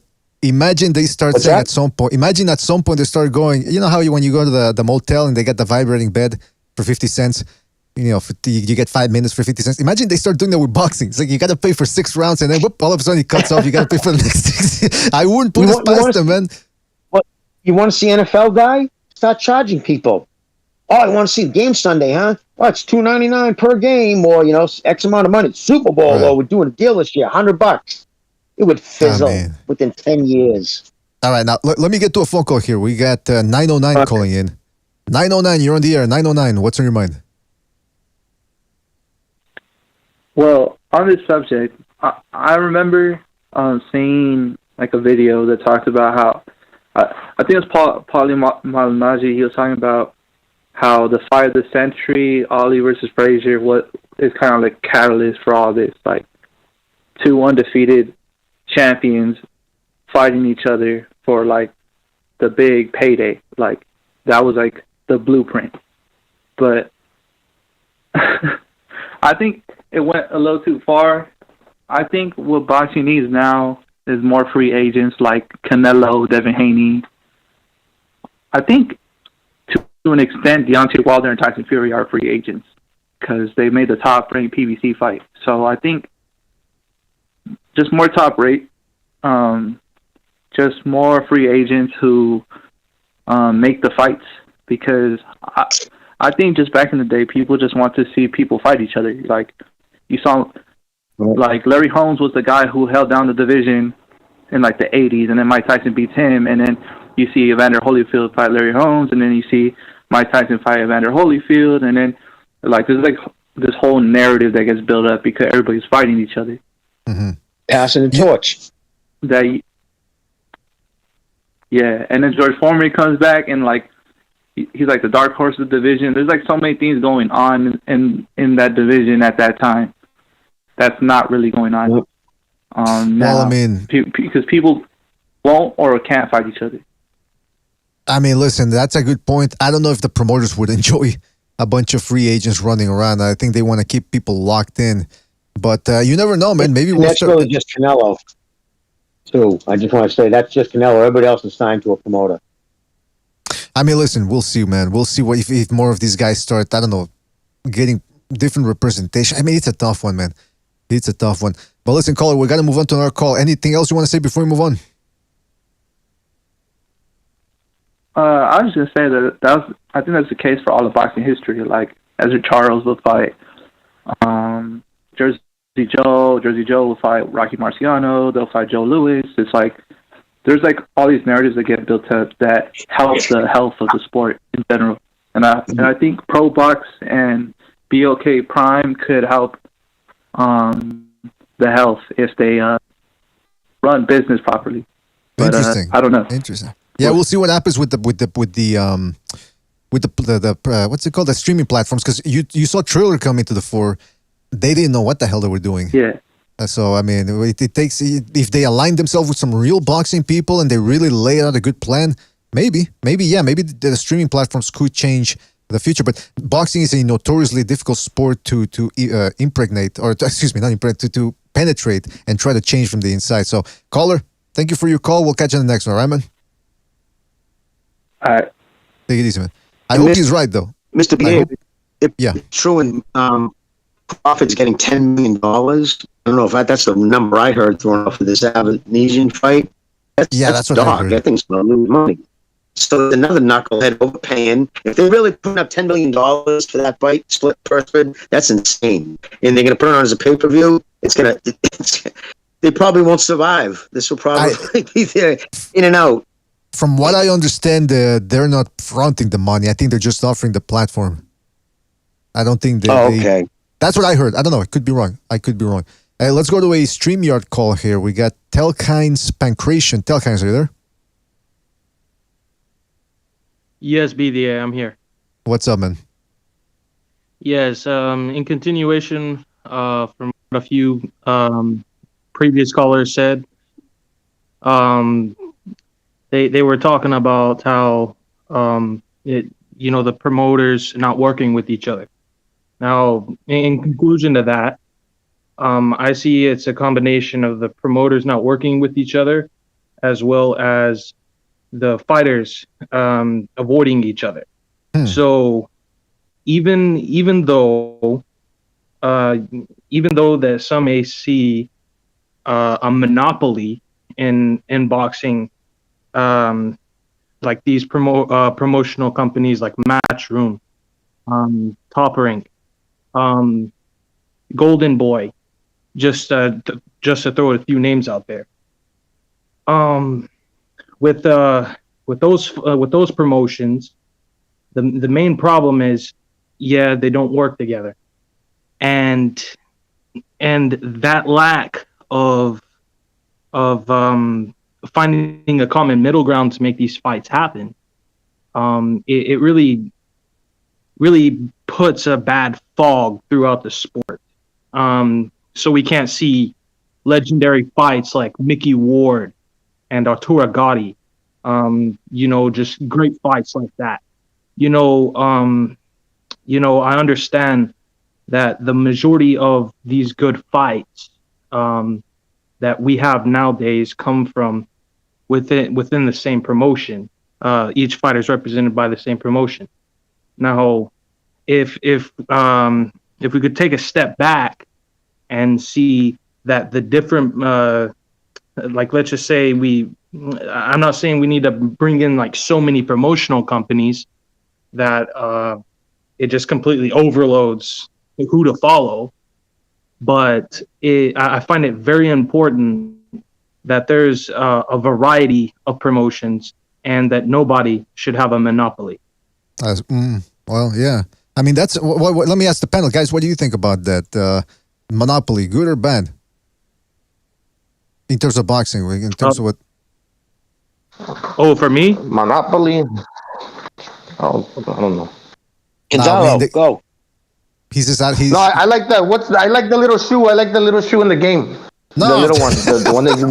Fucking Gonzalo, man. All right. Jimmy, what do you think? I mean, or the wheelbarrow. The wheelbarrow, too. The wheelbarrow's cool, too. Yeah, that one was cool, too. I used to go for the shoe, though. I mean, listen, caller, I don't, the Monopoly thing, like you said, it could go both ways, too, but it's like, no matter what, there's no such thing as perfection. But the other caller, too, who had called in previously said, look, boxing has been declining decade after decade. And the reason why it's declining right now, and that's one clear point that you can see from that, is the fact that these guys are fighting less. Because, okay, it's one thing if they're not fighting each other, but at least they're not staying active. And again, that's a whole bunch of problems, being overpaid. So maybe the Monopoly thing would definitely get these guys in line, light a fire on their ass and say, look, because what happens in the UFC? If a guy doesn't want, if a guy starts quarreling with Dana White or whatever about the pay, he says, okay, you're out of this fight. I got 5 other guys that want to fight. Some of them even at the last minute. So he's got options. Boxing, if one guy doesn't want to fight, they start quarreling, haggling over the price, and it just becomes a meandering mess. And that's what we've got. So, Telkines, I don't know how we would fix this, but listen, we're going to talk more about that Monopoly one of these days, man. In any event, man, we got to move on, man, though. But thank you for calling in. Catch you on the next one, right, man? All right, God bless, BDA. You too, man. Take it easy. And Mr. BDA, think about this, too. Dana White has legions of smaller promotions. Guys in those promotions on a moment's notice would jump in. So it's not even if he looks down his roster and doesn't have I need a guy by Saturday night. Mm-hmm. He could go to these other, regional places that have decent fighters, and a lot of the stars in UFC have come from them. And here's your shot, bro. Can you be ready for Saturday night? Guys will trip over themselves, won't even ask about how much money they're making just to get for that fight. Because if they win or even place well in it, it's from where they're at. It's life changing. So that's the power Dana White has. Exactly, man. That's what I do. I'm in the same place. Because think about it, Mr. PDA. It's not a monopoly. Everybody says that. Well, it's a monopoly. He has the UFC. There's Bellator. There's countless other promotions. He's just the biggest and the best. You know what? We used to have a guy in the industry too, Tight Pants McCoy. On a whim, whenever he wanted, if somebody didn't show up to the set, he had a list, a Rolodex of performers that he could call any day, man.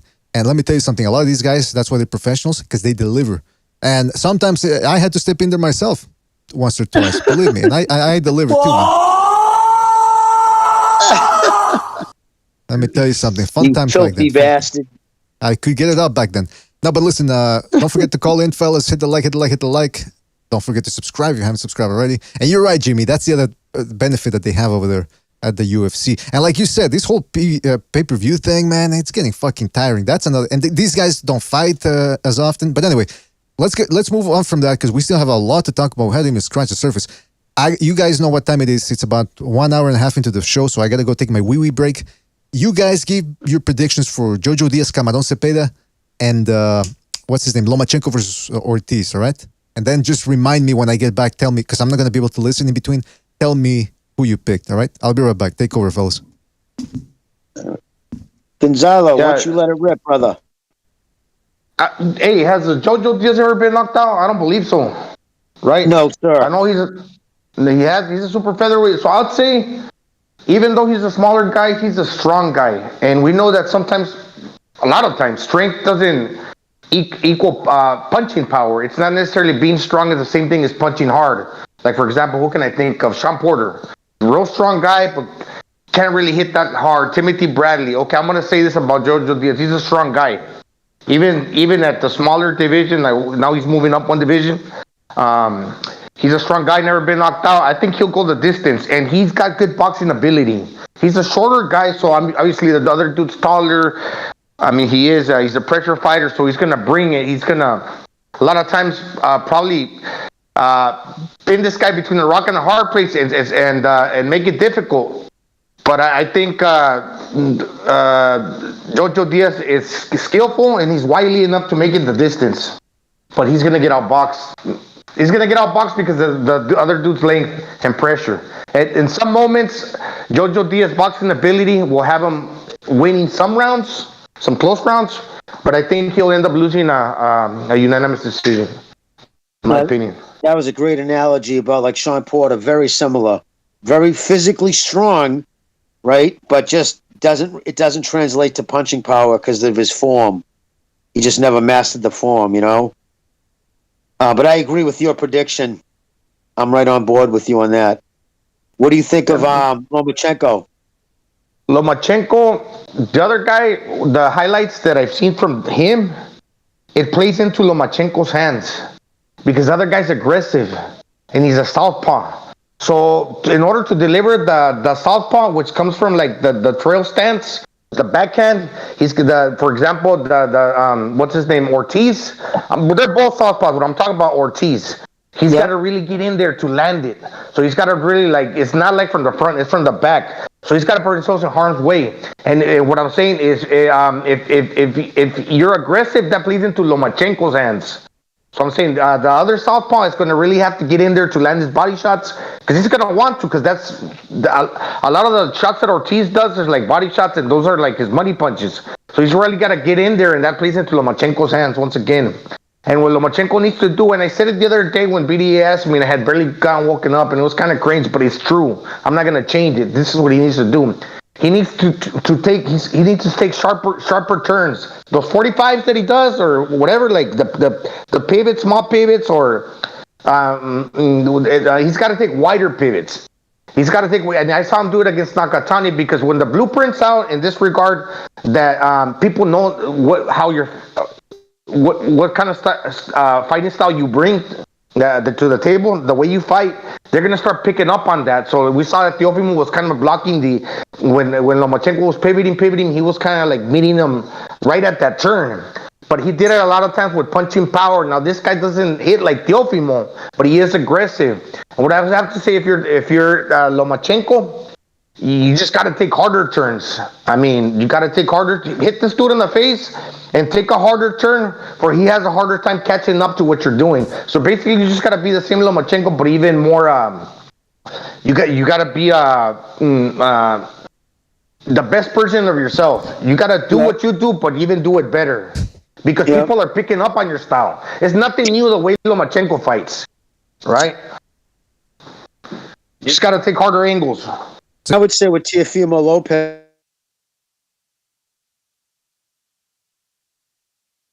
6 rounds of Teofimo's power, but after the 6th round, and when he figured his shoulder could take the abuse, he went for it. But I think with this kid, because of his lack of punching power, he's an aggressive kid, never lost, so that's always plays him, into it. But a big skill separation between the two. And I think I don't see, I don't know this kid's punching power. I mean, how big of a punch? 50%. I think it's like 9 out of 18. Okay, yeah. And he's got I know he has so it's slightly under 50%, like 47, 48%. Now, I thought it was like 6 knockouts in 19 fights, right? Maybe less, I don't know. Maybe less, because he got a draw. Yeah, I think it was on a 30% KO ratio, if I'm not mistaken. Okay. So, yes, Mr. BDA. No, go ahead, Jimmy. Sorry. No. What are you going to say, bro? About what Gonzalo said, man, about what Ortiz has to do. Ortiz is a quick-fisted guy, man. I really like how he gets inside sometimes and he shoots short shots. Very quick-handed. He can also fight well from the outside, or at least control the fight and get a little rest with his footwork, and the fact also that he's a switch hitter, so he knows what he's doing in there. He actually might end up trying, listening to what Gonzalo was saying, he might actually try to pull a bit of a Orlando Salido in there and just barge in with hooks to try to cut. I know it's easier said than done, but maybe that's what he's going to try to do. And I can't remember the last time a guy was as aggressive as Ortiz could be against Vasil Lomachenko, because even Nakatani, who's an aggressive fighter, but he's very long. He doesn't shoot those short shots. Lopez is not a pressure fighter. So, you know what I'm saying? So, it's going to be interesting to see how Lomachenko looks after almost a year off against a guy who might be very, very, very aggressive in the fight. I agree 100%. Absolutely. And what makes Lomachenko difficult is because of his father and their preparation. They have game plans, and they have subsequent game plans, and probably one behind that. If you know what I mean, they can make so if Jermaine starts Gonzalo said to his point. So if he likes to jab, double up on the jab, and when he's come in at a slight angle. If he starts catching him on a double jab and steps to that angle, meets them there, so Gonzalo's point, he can cut him off and do his work. The thing is, you're only going to do that once or twice on him, and he's going to change the angle. He's going to come in from another side, or you know what I mean? He's that's what makes him hard. He's always got you thinking. So he's going to have to put in everything he's learned and put on the performance of his life. If not, I see him getting overwhelmed with shots, and I wouldn't be surprised if it was a corner stoppage or a referee stoppage in late rounds. I think so too. I would say like in the 11th round, a referee stoppage, because I think about Pedraza. Look, what did Pedraza try to do? I think he made it the distance. Pedraza basically tried to do what Lomachenko was doing, mirror that type of work. Basically, like, if Lomachenko was moving, I'm also going to move. I'm going to try to beat you at your own game. But obviously, Lomachenko was better than Pedraza. So it finally ended up getting like the upper ante as far as like the changing the angles. He was always first, and Pedraza was second, and he just keep threading the needle and winning the exchanges. And he dropped Pedraza, but ultimately Pedraza, he made it to like the final bell. But he was keeping it moving. I don't think this guy Ortiz is going to keep it moving like Pedraza, who's also a southpaw. He's going to be more stationary. So I'm basically saying that if Lomachenko steps it up and changes the angles, is too aggressive, that might play into Lomachenko's hands, and he might stop this dude. I think like around the 10th or 11th. I'm gonna say 11th. 11th round to KO. Because he gets you so thinking, and nobody likes to look embarrassed. But if you start doing stuff that he finds you out and he's not falling for it, you go back to like what's your best punch? Your left hook's your best punch, and that's the shot you're gonna best hurt him with. And he's going to pick up on that too. But like you said, you end up becoming more stationary, looking to pot shot him coming in. And again, if he's moving his hand and darting in and out side to side, you're trying to time him. He's so hard to get you're almost impossible to get a rhythm down on him because he's so frenetic with the arm movement, the side to side, the darting, the double jab to get in the inside, his constant movement, the angles. So it's so hard to get that dude's rhythm down. And not getting his rhythm down is why Rigondeaux quit. He just couldn't get his rhythm. And once he realized he wasn't going to get his rhythm, he was like, yeah, no, I'm done. Oh, my hand's broke. And the same thing with Walters. It's like if you do a lot, that can be good. But you're not necessarily going to, if you do a lot of movement, that's good. But are you going to be as good as Lomachenko? You're still going to be probably like second best. So doing a lot is good, but is it good enough? And if it ain't good enough, then you think, okay, maybe I should be more stationary. But being too stationary is also a bad thing. So you're kind of between like a rock and a hard place. Should I move a lot or should I be more stationary? And it's kind of like in the middle. If you're Jermaine Ortiz, you're not going to be as good as Lomachenko changing angles. But if you stay too stiff, too stationary, that dude's gonna he's gonna turn the corner and you're gonna be punching out of place when he's catching you. So what do you gotta do? And it's one of those things that Lomachenko brings to the table, and that's why he's so good. Yep. That's why he doesn't get caught too. Actually, he's got a very good ratio with hit, not get hit, and better than most people think. But yeah, I'm just fascinated. The things he does that I like, most fans who watch him wouldn't even give a fuck. Like, oh, that's not why I watch him fight. Like, they're looking to stop and shit. It's the movement. You know what I mean? Sometimes he puts in different stances, subtle things, But when you're fighting him, you would notice it. It's just subtle things that can change the angle of how he's going to punch and how he's got you thinking that he mentally exhausts people. You saw with the Walters fight. He gets you swinging at ghosts. Then you start feeling embarrassed because, again, you're a man. You don't want to look like a donkey in there. And then when he starts pot shotting you and spinning you, and the crowd's oohing and ahhing, it makes it. When you fight him, you're going to find out how mentally tough you are too, not just physically. That's what I was going to say. Something to Gonzalo's point. Go ahead, Vidi. Just going to say to your point when you mentioned the Pedraza fight. You mentioned how Pedraza went the distance. Campbell too. It's interesting that I think it was back to back. Those guys could be wrong. Ah, shit. Am I cutting off here? Hello? No. I think I heard I think Campbell also went the distance. He might have got. No, I think they both went the distance. But that's what I was gonna say. Is the thing is those guys barely made it the distance, and it's pretty interesting that similar fights, like I said, that they all got dropped. I think in the 11th round, and almost got stopped. I remember in the Pedraza fight, Lomachenko he punched nonstop hard punches, by the way, for a good minute and a half. I think I'd have to rewatch the fight, but I remember watching it, going, "Holy smokes, this guy punched nonstop." Okay, it's one thing to throw so many power shots when you're fresh. After 10 and a half rounds of fighting, a good solid guy like Pedraza who went in there prepared and he was throwing him off. He was trying to out Lomachenko in that fight. And Lomachenko still had that energy to throw that many shots. And it just goes to your point, Gonzalo, and to what Jimmy just said as well. This guy exhausts you. And it's interesting that since the Lopez fight, a lot of people seem to have forgotten how exhausting it is to fight this guy.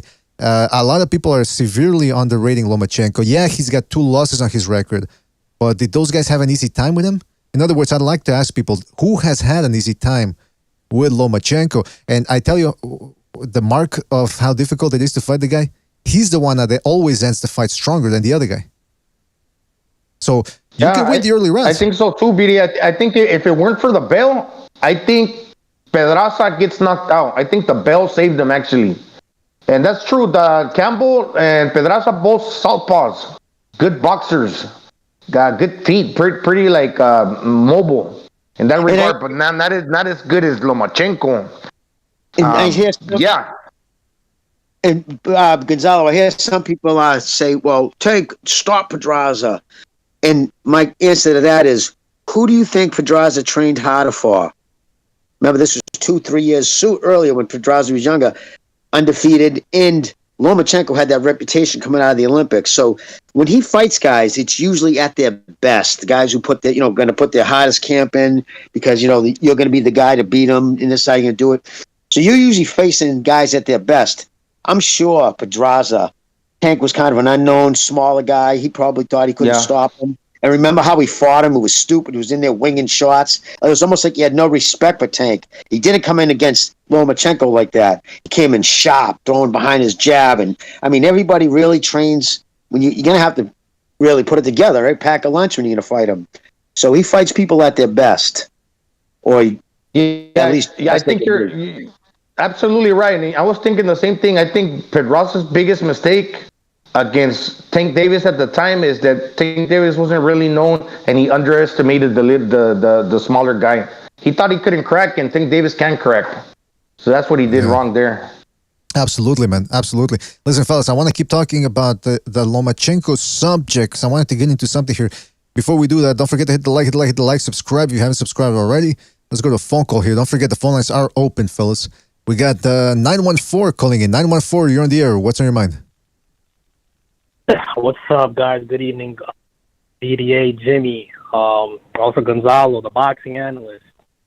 Always good to hear from you guys. Thank you. Same here, man. Is this Shazar? Guys, I have a general question for you. Sure. Now, you guys were able to enjoy boxing during some of its, heights at the peak when it was giving the best televised product week after week, even though certain fights didn't get made. If you're talking to the younger generation about boxing, would you advise them to follow it as their primary sport, or, you just watch it something on the side because you're going to get a lot of letdowns in terms of things that don't happen? Well, it depends if I like them or not. If you like the person.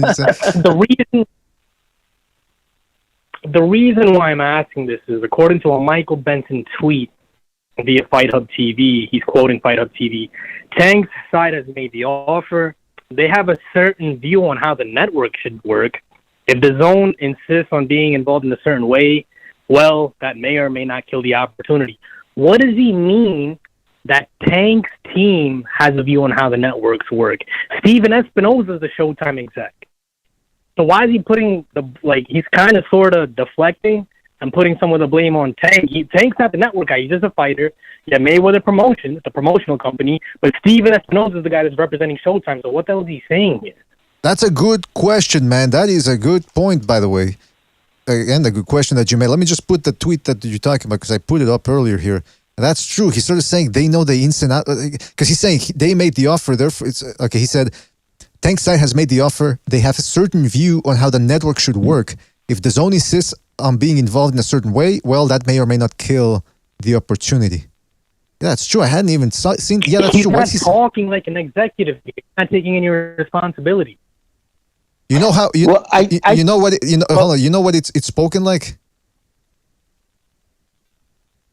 It's spoken I like don't like. He's talking like he's like a a fan weasel. or something. He's talking like not a weasel, is speaking what like I'm he's saying. Responsible. You fucking weasel! That's what it sounds like to me. What do you guys think? Well, I think he's trying to say like Guys. from what I get out of that, it's he's supposed to be saying well, he has how a network's supposed to run. Like, Oh, you can. Yeah, What I the can fuck? hear you.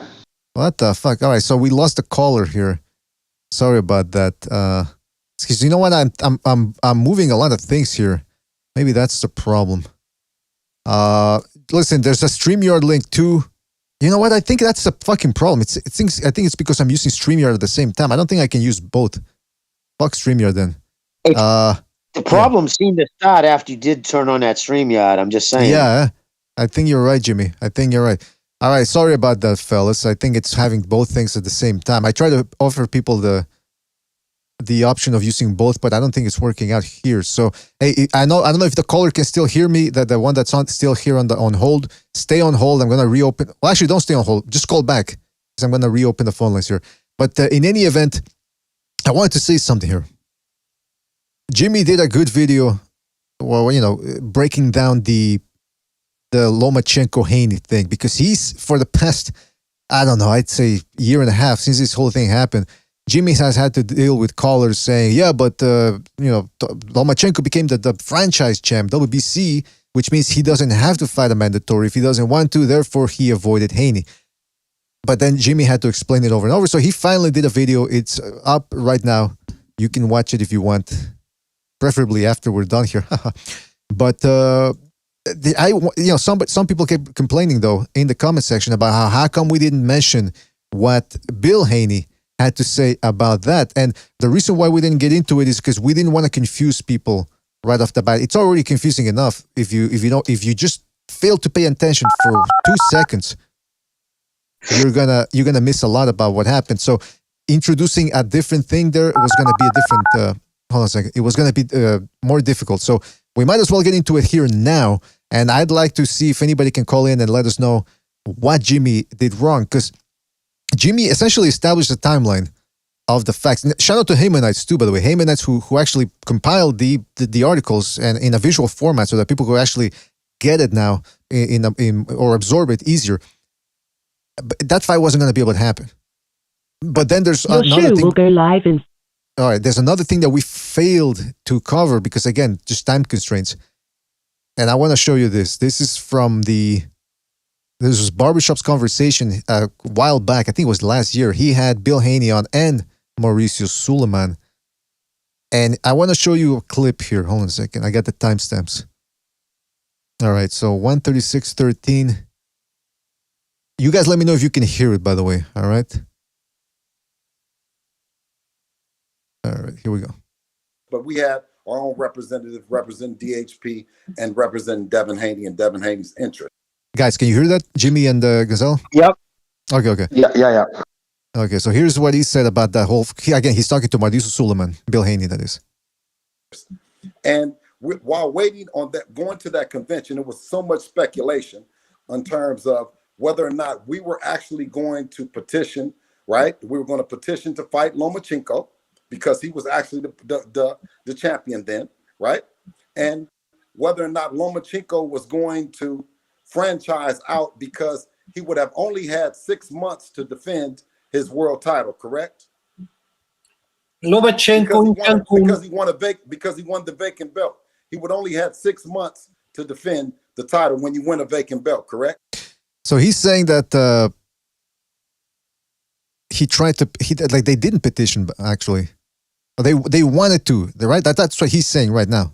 He's saying we wanted to petition, but then check out what he says later. Yeah, go ahead, Jimmy. Okay, finish it. No, finish it. No, because I gotta jump. What I have to say.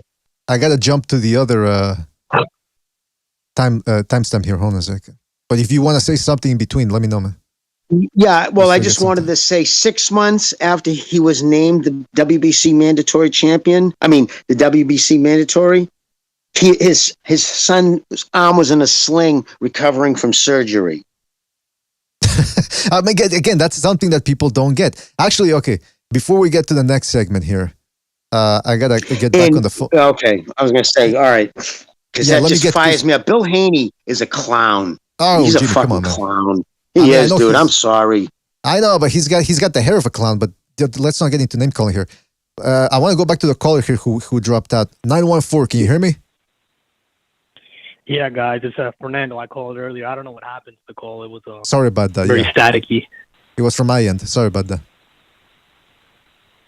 So, guys, to me, it seems like this fight's gonna happen with Lomachenko and Devin Haney. It's just scheduled a certain type of way. The Kambosos rematch and Loma's fight against Jermaine. They're not too far apart in Top Rank. Usually schedules things like they'll lead into a fight, and I feel like it's gonna happen. Now Bill Haney's, whatever they do promotionally, I don't necessarily agree with it, but this fight has a higher likelihood of happening than some of the stuff that didn't materialize, like we were talking about earlier in the phone call the first time. Oh no, they're gonna definitely. Bob's gonna definitely make the fight. He's not moved off that.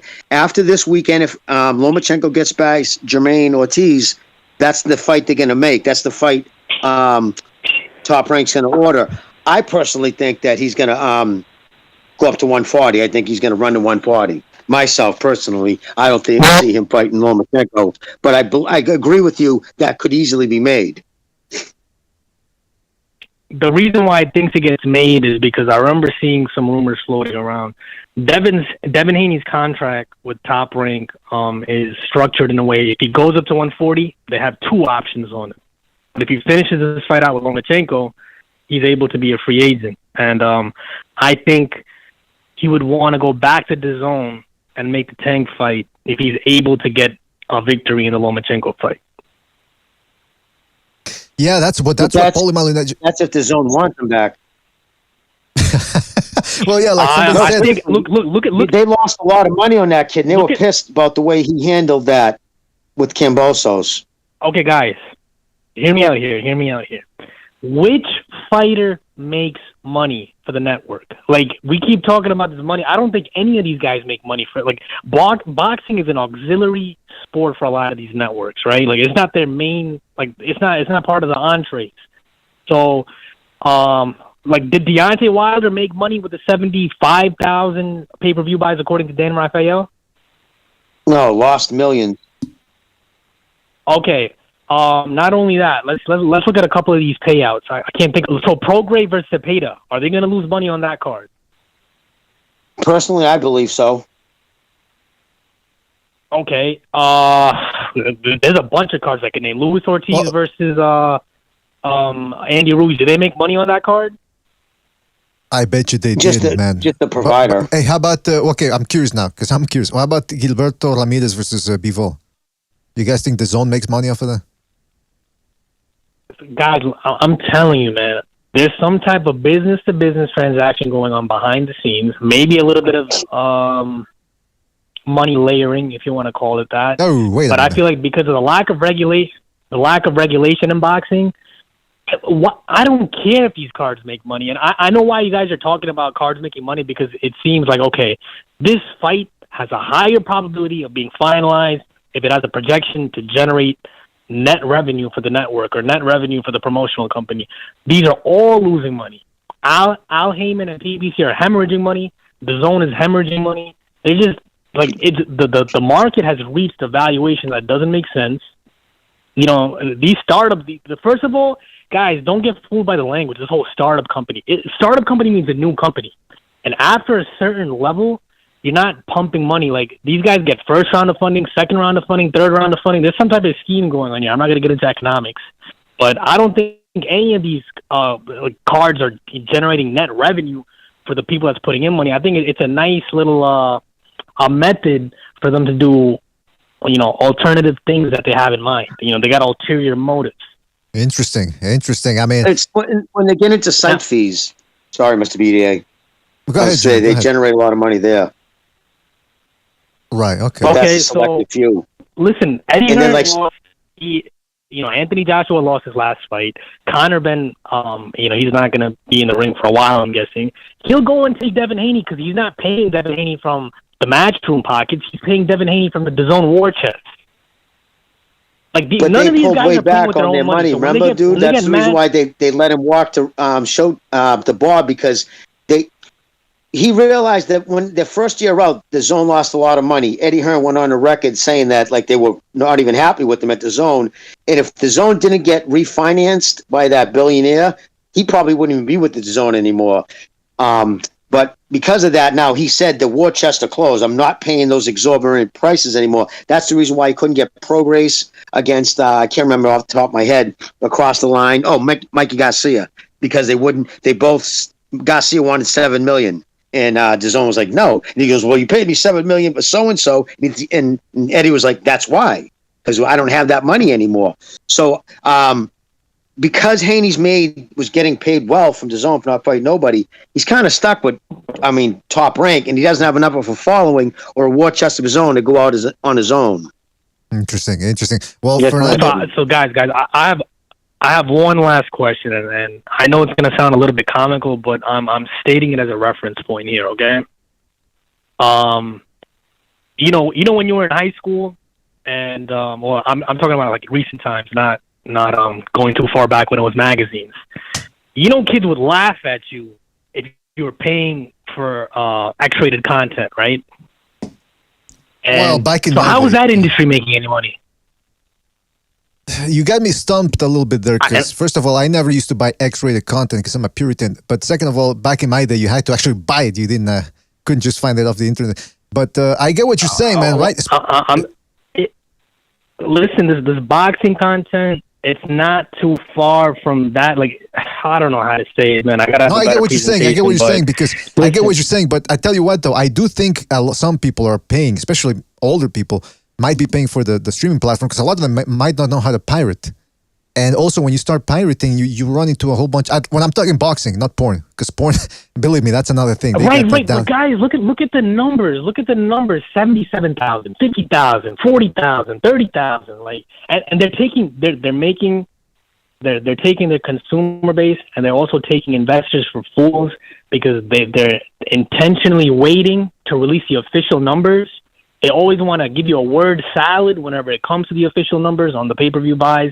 Mm-hmm. I'm telling you guys, like it's been a long time coming that these guys have been taking fans for advantage, talking to their consumer base like idiots, and failing to deliver, constantly failing to deliver.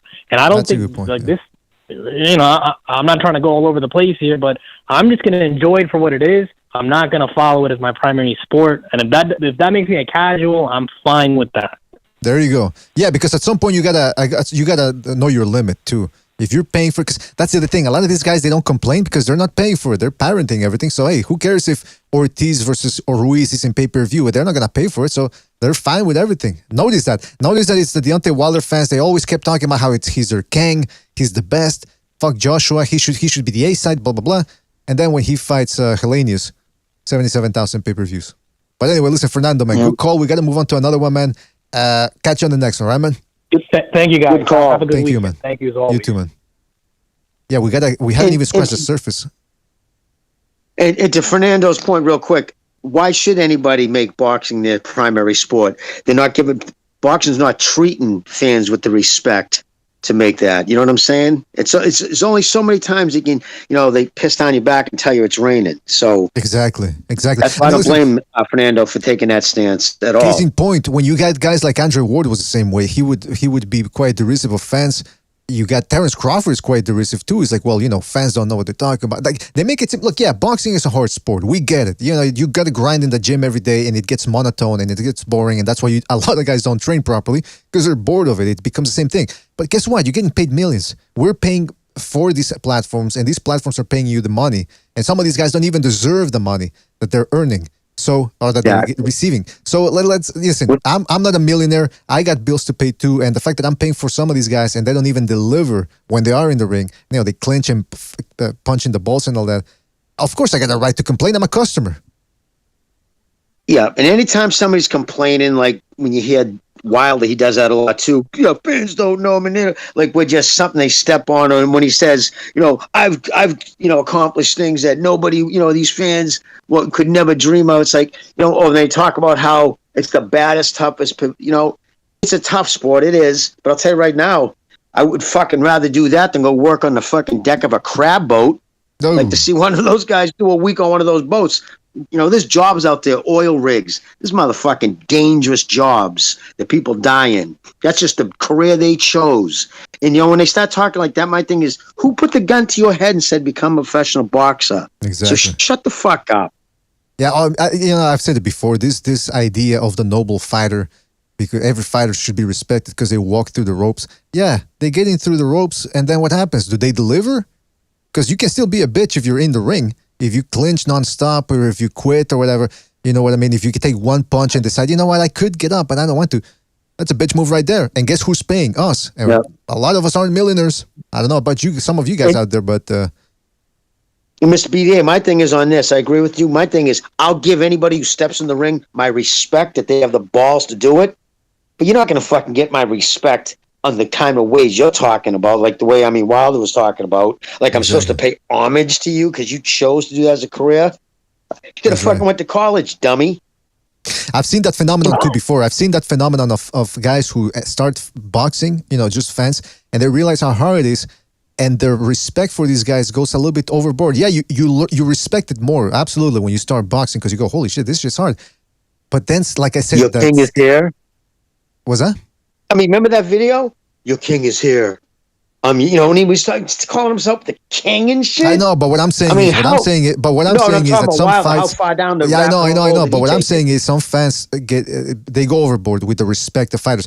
They almost make it out to be as if these guys are above reproach. Look, don't ever forget. Right. Don't ever forget that we are paying these guys. Listen, these guys wouldn't be fighting for peanuts. Believe me, and they wouldn't enjoy boxing as much if they were getting paid peanuts or if they were fighting in a closet with no fans. In fact, you talk to most guys who are retired. What do they miss? They miss the action, right? But they miss the action and the adulation. They miss the cheering. The cheering. Why do you think so many guys after a war, or let's say they come from behind and knock a guy out and they jump on the top rope in the corner and they start banging their chest? Like, that's adrenaline. That's something primal, and it gets you going when you hear the crowd. Ask any major boxer who's fought in front of a big crowd. That's what they'll tell you. So they need us, and we need them. We need. You know what? I'm exaggerating with the great explanation. Well, thank you. But anyway, listen. We haven't even scratched the surface of the things we gotta cover. So I think we're gonna cut some of those things, so I can get to some of the callers here. We got callers here. Let's go to 480. Well, I'll mute out for a while. Just fire through those calls. I won't ask questions. Just tell everybody I said hello who calls, so they don't think I'm ignoring them. No, I'm not going to do that. I'm going to tell you ignoring them. 480, you're on the air. 480, what's on your mind? Jimmy's ignoring you, by the way. Hello? Bastard. Yes, 480, you're on the air, man. Hey, what's up? It's Red Breed. All right, so I like that last guy who called. He was very honest. There's really no fighter today that's really making I guess you could say the word net gain for any of these promotional companies, other than maybe Canelo. That's it. So I don't know why we call out certain fighters for us. Oh, he made this pay-per-view. None of these guys are making money. That's the truth. Like he said, boxing is a niche sport. And two, as far as the Lomachenko fight, I hope if Devin Haney beats Lomachenko, I don't want any excuses saying he was too old or he's been at war and all that nonsense. And likewise, Haney's too young or too inexperienced. He's an undisputed champion. He has plenty of experience. So, Well, let me say something about. Pretty much it. Keep the same energy. Let me address those 2 points. I don't know how true that is, that nobody's making money. I mean, that's something that we actually need to look at the receipts and talk to actual people behind the scenes to determine that. But we can agree that there are some fighters But we can agree that there are some guys that are doing worse than others. And everybody at the PBC, I've said it before, some of these guys, I'm pretty sure they're praying that the PBC goes under so that they can escape that prison, that dungeon that they're in. Because some of these guys, they're not even fighting. They're not even fighting. And if they fight once a year, they're lucky. So it's poison for them. CDA. Let's say PBC does go under the bridge or whatever. Is that really good for boxing? Like, Yes. What's the alternative? Those guys are gonna go. Those guys are gonna go to other promotion. All the promotional entities are gonna pick them up. And you watch once their lips Is are it unsewed. I already cut my shit, but once their lips are unsewed, they don't have to worry about being sued. And the guy who holds their money suing them, watch what they say. You watch the reason why Adrian Broner just signed to other people. And I know I broke my word, but the reason why we go after Wilder and his pay-per-view numbers and ridicule him is because it shouldn't be on a pay-per-view. He's insulting fans by putting it on a pay-per-view because it didn't warrant it. He came off 2 losses and he was fighting a meat puppet. What about and he put it on pay-per-view? So I'm going to ridicule him when he goes on it. Yeah, but wouldn't it be better for the sport instead of certain promotional companies going down? What about getting rid of all these belts like WBC, WBA, take it down to just one, and you have to win this belt in this particular division. Well, that would work. I agree. Everything about it. That would work, but it wouldn't be it's not the only problem. That way, it wouldn't fix it outright, but at least it would help. But then again, a lot of these guys, they depend on the belts. A lot of these promotional entities, they depend on the belt so that they can put it on the marquee and say championship fight. Most casuals, they don't even know the difference between the franchise belt. They just see championship and they'll think, oh, it's a championship fight. Now, real quick, as to the Lomachenko thing, you said that you don't want, if he loses to Haney, you don't want to hear excuses. But if he looks like shit tomorrow, already people are going to say, oh, fuck, he's going to lose to Haney. So it all depends on how he looks. I mean, we can't call the future right now. Well, Ortiz, I don't know if you guys watched him fight. He's actually a pretty talented dude. He's not a bum. I mean, I have Lomachenko winning, but he is probably not going to be like super, super dominant that some people might imagine. So I'm not going to take points off of Lomachenko if, he doesn't wash him. All right, well, good. But, I mean, I saw, I don't know if you saw the Adorno fight. He had, what's his name, Ortiz all bloodied up. And you'd have to expect Lomachenko to do something similar. I don't know, because, I mean, he's a high-level fighter, certainly higher than Adorno, I think. But anyway, listen, we got to move on to another phone call. Thank you for calling in, and we'll catch you on the next one. All right. All right, take it easy. All right. Let's go to 760. 760, you on the air, 760. What's on your mind? It's a lot of background noise. What's up? Boom Boom Guy, LDDC. Oh. Yeah, I just want to comment. Last 2 callers made some good points. Reggie made a good point. Haney should have knocked out Kambosos. I mean, Kambosos is a warrior. He didn't get knocked out. So I would say that Haney isn't going into the Loma fight with a guaranteed victory. But what he is going into the Loma fight with is a huge size advantage. Loma, you want all the belts in one shot, you're going to have to be a junior welterweight, or he might even come in as a welterweight. But like he said, no excuses from both sides. I don't want to hear your weight drained affected your training. I don't want to hear that Haney's too big. This is Loma's last shot at the belt, and he's a good fighter. He's just, 4 years ago, Loma had a better chance. But this, I give the advantage to Haney, mostly because of size. All right. And basically, let me respond to Jimmy real quick. I know he said he wasn't talking. He went on about that the fight might have been fixed against Wilder and Haney. So on Wilder's side, it makes no sense for a first-round knockout. You're coming off a layoff. You want to get off the ring rust. You want to see if you got puncher resistance. So a first-round knockout was the worst thing that could happen. So you're in the same boat. You didn't get no rounds in for your return, and basically your next fight is going to be against actually a serious contender. So it makes no sense on Wilder's side for it to be a fixed fight. And that's all I had to say. All right, thank you for calling in, Boom Boom. I'll let Jimmy respond to that. Take it easy out there, because I can barely hear you, too. I don't know if Jimmy heard you. All right, take it easy, man. Jeez, Luis. He's building a fucking car in the background there. Jimmy, I don't know if you understood what he said, or if you heard what he said, rather. But he said that... I caught some. Yeah, I caught some of it. Okay, well, go ahead, man. No. You can say what else he said. Why? What did he say? No, well, he said that the Wilder knocking out Helenius in one round was the worst thing that could have happened because he actually didn't get any action in there. Oh, I agree. He didn't get himself anything. Chin wasn't tested. He didn't get any kind of test. He didn't get any rounds. No, he didn't. What did he gain from that? No, Boom Boom's 100% right on that. Absolutely. Mm-hmm. All right, interesting. Okay, I wanted to say this about the Haney thing, just real quick, because again, I like to make videos and criticize guys because I want to elevate the sport of boxing. That's why I criticize. I don't criticize because I go, hey, I'm gonna criticize this guy and I hate it. Listen, Jimmy said this before one time or numerous times, and I think I've said it as well. Hate is a strong word. I reserve hate for people out there that do some heinous shit. Watch the Second Renaissance and you'll know what I'm talking about. Darrell Brooks Jr., for example, that's a guy that you would hate because he's just obnoxious everywhere and ends up running people over in Christmas parades and kills kids and old ladies. That's a guy you hate. In boxing, it's hard to hate somebody. I mean, even the guys that are trash talkers and then end up becoming boring in the ring, those guys I dislike, but I don't hate them. Devin Haney, I don't hate the guy because compared to some other younger guys out there, he's not that much of a trash talker. I mean, for example, the Malignaggi fight, he told Malignaggi, keep my dick out your mouth or something like that. That was after Malignaggi intimated that Haney was going to duck the fight. Now, whether it's true or not that Haney's planning to duck the fight, those were some choice words from Malignaggi that deserved heavy words back as well. So I don't blame him for that. But the reason why I made, for example, the video about the clinching, is because I don't want to see clinching. I mean, is it really that hard to comprehend? I'm staying up for some of these fights that come in the main event at 11:45 p.m. I got shit to do. I don't want to stay up late to those fights, and I'm paying for them on top of that.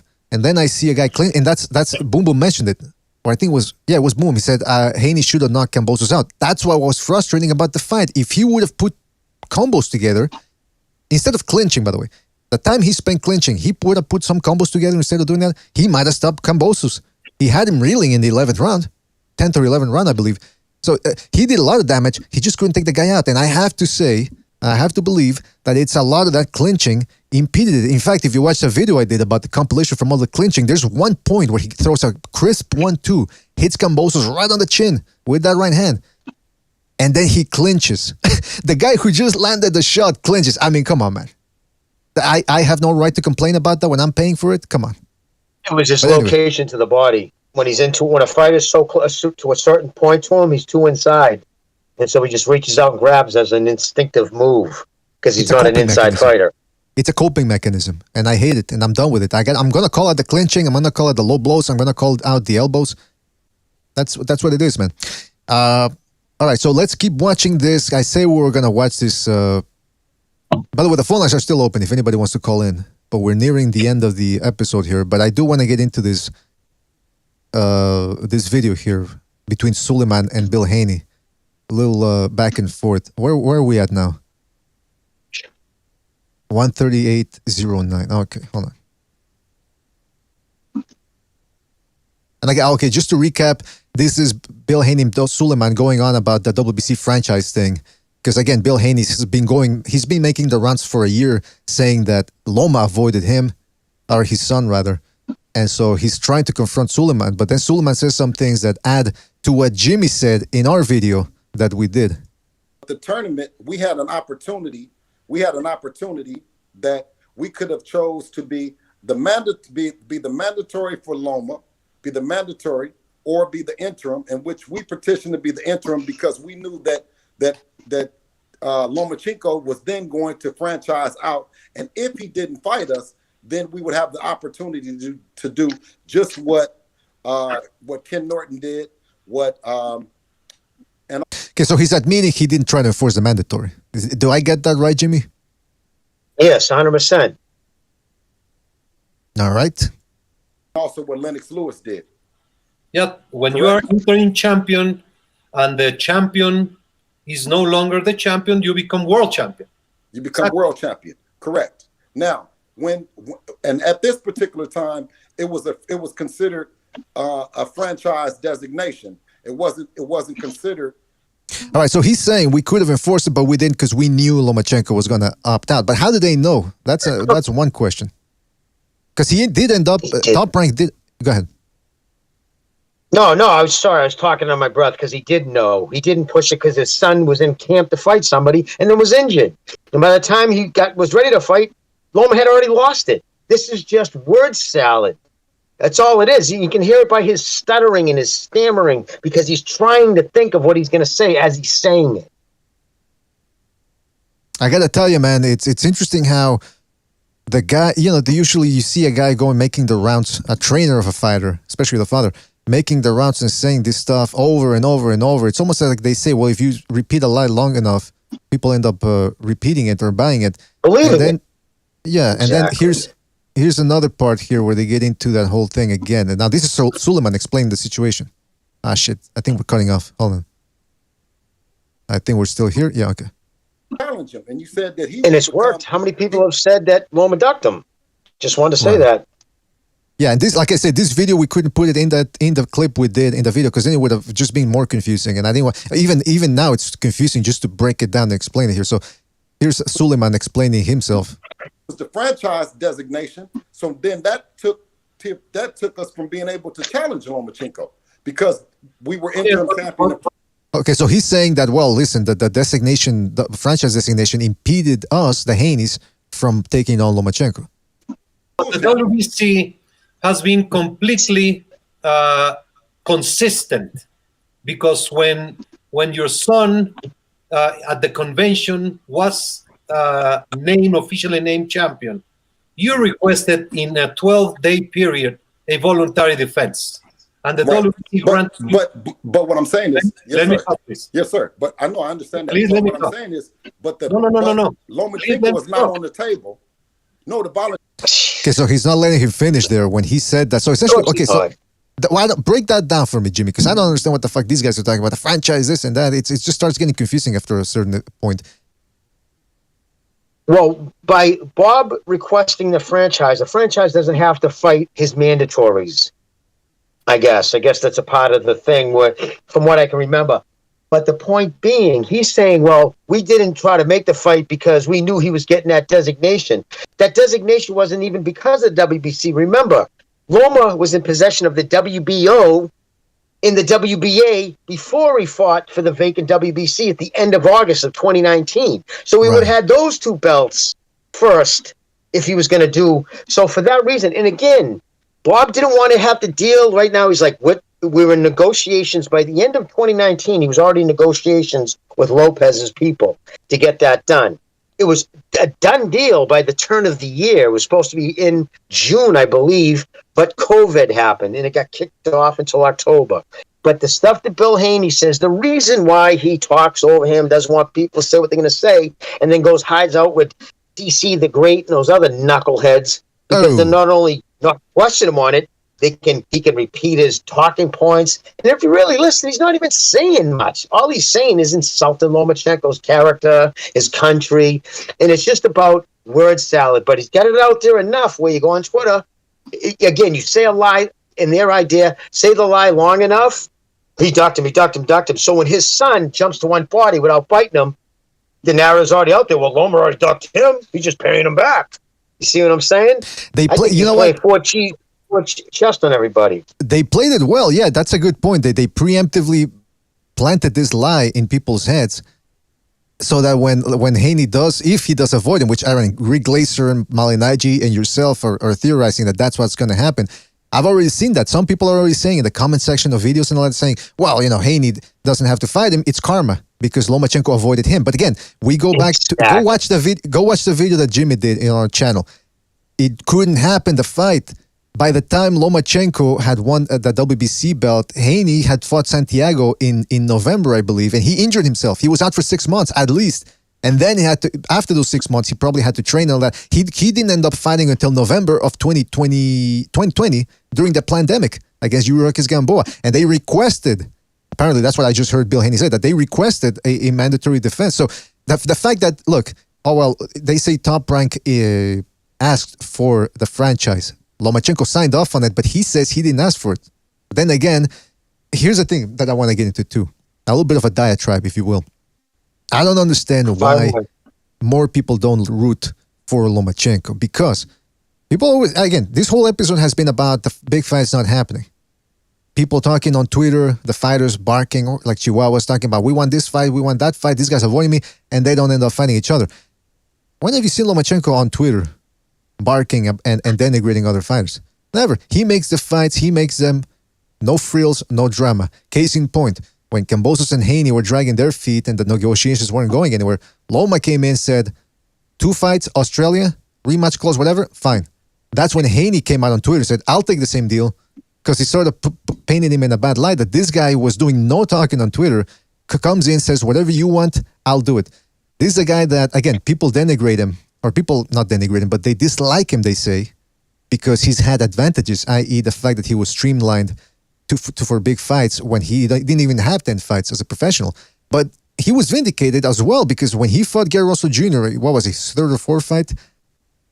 He actually beat the crap out of Haney.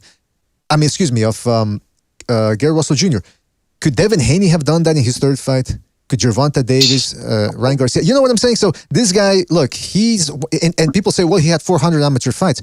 How many other amateurs do you know have that? It's not just any amateur has 400 amateur fights. And besides, amateur fights are 3-rounders. They don't prepare you for the professional ranks. They don't prepare you for a 12-round fight. The fact is, Lomachenko was an outstanding, exceptional amateur, and that's why he pressured Top Rank into doing that. Top Rank said, all right, sink or swim, see what happens. But as I continue this diatribe, Lomachenko is a guy that doesn't trash talk. He doesn't seem like an abrasive personality, although he does have an aggressive, arrogant edge to him. But you don't hear him shit-talking people unless they shit-talk back to him or shit-talk him in the beginning. He fights in an aggressive style. He delivers in the ring. He tries to stop guys. He does it with skill, but in an entertaining fashion. Like I said, no drama. Check this out. This is according to Mark Kriegel. He says, Lomachenko says Haney is the A side and he'll go wherever to fight him. Will also agree to a rematch clause, according to Mark Kriegel. Again, some people say, well, why are you so high on Lomachenko? Well, give me a reason why I shouldn't be high on the guy. Everything I already explained. He doesn't trash talk, no drama making fights. He's consistently fought the best, and he does it in an entertaining fashion. He's not going around giving you reasons to root against him. He's not choking women outside the ring. He's not running into pregnant ladies and leaving the scene. He's not attacking other fighters' wives. He's not complaining. So again, I don't understand why people... well, I mean, we know why some people dislike Lomachenko, despite all the reasons I already laid out. It's, he doesn't share the same color skin that they do. But I'm just saying, when people go, why are you so high on this type of fighters? Because, look, I can justify why I like some fighters more than others. And with Lomachenko, you guys always talk about the best fights possible, the best fighting the best, fighters making fights in an aggressive fashion and entertaining fashion. This is what he does. This is what Lomachenko does. And yet you still have some people rooting against him and hating him. I got to tell you, I don't want to hear then people complaining about the best not fighting the best. When you got a guy like Lomachenko doing just that, and you still find a way to dislike him. Oh shit, we just got phone calls. A bunch of phone calls piled up. Yeah. All right, I don't know if you guys want to... And WACPD, he's going to go for the knockout. He's not going to tie up. Well, yeah, I mean, listen, whatever happens, Gonzalo, I think you're right about that, by the way. I think he's going to make it interesting. Whatever happens with the guy, he's already delivered. I can't remember the last fight that I said, oh man, Lomachenko actually boring. Actually, the Comey fight, he should have stopped Comey, but his arrogant edge of motioning to Comey's corner, stop the fight. I know we disagree about whether it was arrogance or whether he was looking out for Comey's interests because they're amicable, but either way, it's a professional fight. If you don't knock this guy out, he might come back and knock you out. So he should have stopped him. After the knockdown, things became a little mundane, I should say. But at least he stood in front of Comey. That's what I liked. Let me go to the phone lines here. The phone calls just piled up here. Let's go to 432. 432, you're on the air. 432, what's on your mind? Hey, BDA, can y'all hear me? Absolutely, man. What's on your mind? So, yeah, I just like to touch on what you were talking about just now with Lomachenko. Another thing that just doesn't really get looked at is he's not a real lightweight. He's very small for the weight class. He's had to move up 2 weight classes just to get guys to fight him. I mean, I just don't know why people hate on the guy. I mean, I other than the clear, obvious racist fans, he makes them feel insecure because he doesn't share their skin color. But like you just went on that whole spiel, he does everything a boxing fan should want, and we should respect that. And when you ask them why they hate him, it usually has nothing to do with him as a person or a fighter. They always go to, well, he's overhyped. Like that's any of his his fault. A promoter's just doing what they do for any other fighter. He just backs it up. He justifies some of that hype. But yes, fans can get carried away. I mean, anytime Haney or Shakur fights, we have to listen all fight long about they're the next Mayweather, Pernell Whitaker, but we never hear complaints about them being overhyped. But for some reason, it's just with Loma. He gets under their skin. It's really fascinating to watch because especially online, he seems to really bring out the worst in some fans. I just don't know what y'all think about that.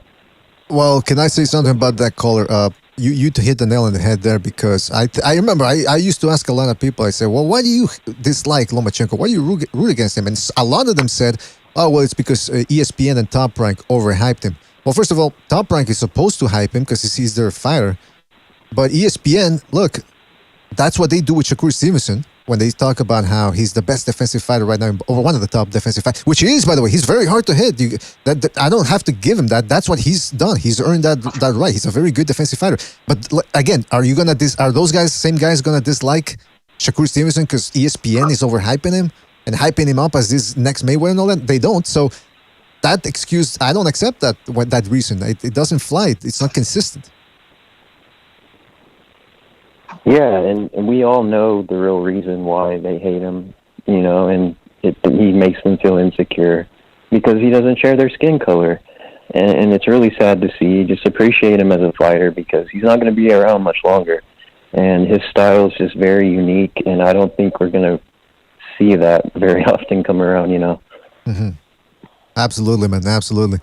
Well, listen, 432, we do have to move on to other phone calls here. Anything else you want to say? Yeah, I just wanted to touch on the franchise thing y'all were going over. Spence actually finds himself in a very similar situation that Loma was in when he had 3 of the belts. And there's another champion in that weight class that has the other belt. In Loma's situation, it was Lopez, and he obviously wanted to unify. I mean, unification's over a silly mandatory. Well, Spence clearly wants to fight Crawford. But what if he doesn't fill out his mandatory for the IBF for Boots? Are those same fans going to say the same thing they've been criticizing Loma about for Spence? Because they're in the very same situation. Ennis is his mandatory, yet the fight hasn't been mandated. If he doesn't choose to fight him and fight Crawford, are they going to say that's a duck? I mean, look, their logic is never consistent. Interesting, man. That's a good point. We'll see. We'll see what happens. Let's see if they say. That's a very good point, 432. We're going to keep watching that and see what happens. All right, we got to move on, man. But thanks again for your call, man. Take it easy out there. Yeah, no problem. Yeah, have a good one. All right, man. Yeah, hopefully, again, that's another frustrating situation, the welterweight division. I mean, you got a lot of talent, man. You got Virgil, you got Jaron Ennis on the come up. You've got Stanionis. You got Spence Crawford. Those are all fights that should be happening, and they're not, man. Absolutely ridiculous. All right, let's go to who else is here? Okay, 301. 301, you're on the air. 301. What's on your mind? Hey, BDA, man. You guys are asking the wrong questions. You're pondering why people don't like Lomachenko. I'm wondering, I've been puzzling over, why does anyone like Devin Haney? I mean, I don't get it. Like, what's the sell here? Am I missing something? Every time you hear one of these Devin Haney fans, that feels like there are like 2 of them will call in. It might be his whole fan base. They always say, "Oh, he's a skilled fighter." Like, what skills?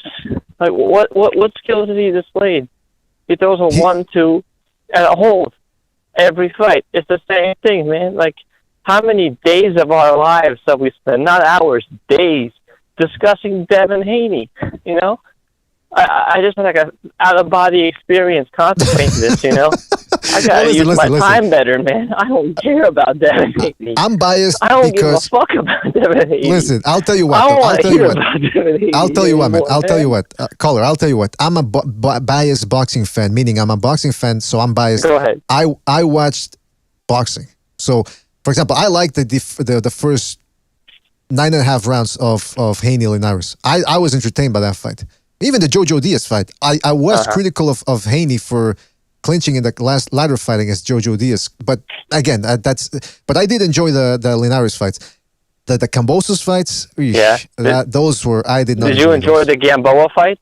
No, that's another. No, Do you remember when he fought Yurokis Gamboa? Unfortunately, I remember. Yeah. Yeah. All right, Yeah, but you got a good point, man. You got a good point. Well, like amazing, like a boxer in a fight managed to string together a couple of rounds of some mild +4 pulse beating. Wow, how exciting! Like I don't know, like the most exciting thing about Devin Haney is these sanctioning body politics. Let's be honest. That's the only thing anyone's ever discussed now for like the last 2 years. Like, did he or did he not duck him? Like, I don't fucking care. Like, these guys suck. Do you know what, man? The sad thing is like there's so many like fighters in the sport who are good, and nobody knows about them. Like Matias or Zepeda or listen, caller. I'll say this after this episode, we got a Monday card. Hey, you want boxing Monday, or is it Tuesday? I gotta check the card from Japan. One of the best cards you're gonna see this year. It's 3. Oh yeah, that one. Watch that one. November the 1st. That is. Yeah. That's exciting. Tuesday. That's a Tuesday. Yeah, Tuesday. Yeah, I'm hyped. All right, so watch that, and we'll talk about that. We'll do Tuesday. I got a morning episode planned. Yeah, for that Tuesday night fights or Tuesday morning fights. There you go. All right, well, listen, we got to move on, man. We got to move on, man, but thank you for your call, man. Making us laugh as usual, man. Take it easy out there. All right. Take it easy. You for me though, take a break from the Devin Haney. For me, I think I will. It. Trust me, I will. We're done. Give yourself a break. You deserve it, BDA. All right, have a good day. All right. Thank you for looking out for us, man. Take it easy. Yeah, see, that's our viewers, guys. See how they take care of us? Like, listen, guys, you're going too far discussing this. It's enough. You're going to go crazy talking about fucking Devin Haney. Hey, by the way, shout out to KG for his contribution with the super chat. He says, Jimmy, was Kovalev versus Canelo fixed? Oh, we're going back to that one, man. Jimmy, if you want to answer now, because I do have other super chats to read here and other phone calls. I don't believe so. My personal opinion, no. I think just even he caught him with a hard shot. If you go back and look at it, he didn't hold back on his punch. That caught him on the button, and the way his ankle folded so unnaturally underneath his body, he could have done seriously. Like, you wouldn't fold your ankle like that if you're conscious. Just you wouldn't do it. Just you would automatically kick your leg out or do something. Like, he went down like a ton of bricks. But it's not surprising because I think the vodka really put him some miles on him. But that's my opinion. You gotta be careful though because again, nowadays people are changing the definition of fixed. If you're giving a guy a certain advantages, for them that's fixed. So I don't know if KG that's what he meant, or does he mean that the fight was set? In other words, they told the guy, look, in this round you're taking a dive. I don't know if that's what he meant, but I guess we'll see later on. But shout out to KG. Shout out to Jay Money for his contribution as well with the super chat. He says, if Haney and Ellerby had a child, how big would that nose be? Oh, come on. The BDA board of directors actually called me and they said, stop making fun of their noses. I didn't say anything. That was Jay Money. And so I can't be blamed for that. So shout out to Jay Money for his contribution with the super chats. Shout out to the Slugmeister. Slugger Sam in the chat. He says, BDA spitting facts about Loma. Well, thank you, Slugger. And may I say one kind word back. I receive in full value and return in full value what it is, as you're saying. I caught you on match chats. Fuck, man. You made fucking Slugger with Sam was on fire in that one. Unfortunately, match chat took the stream down. I think that's what he does. He doesn't leave him up. I don't know why. But shout out to match chat too for allowing the Slugmeister to go on and on and on for as long as he did. And really, people don't understand. The Slugmeister, I don't want to give away too many of his tricks because it is like a magic trick. If you tell people how it works and how it's done, it loses its purpose. But the Slugmeister is indeed a magician wherever he goes. And he had me laughing my balls off. Shout out to the Slugmeister for that one. And thanks again for his contribution with the super chat. All right, let's go back to the phone lines here real quick, fellas. 312, you're on the air. 312, what's on your mind? Yo, Fight Doctor's in the house on Rick James Spence as always. What now? Listen, Lomachenko is all right, okay? And now let's just deal with the facts. Let's deal with the facts as they are, all right? First and foremost, the Lomachenko nut-hugging crowd loves to make a big deal about the Gary Russell win, as if somehow beating Gary Russell makes you a great fighter. Okay, that's fine. That's a good win, actually, to be completely honest. But why is it that the Lomachenko nut-hugging crowd can make such a big deal out of the Gary Russell win while ignoring the fight immediately before the Gary Russell win? How is it he's good? He's so good for beating Gary Russell, but he lost in his previous fight. I don't understand. How does that work?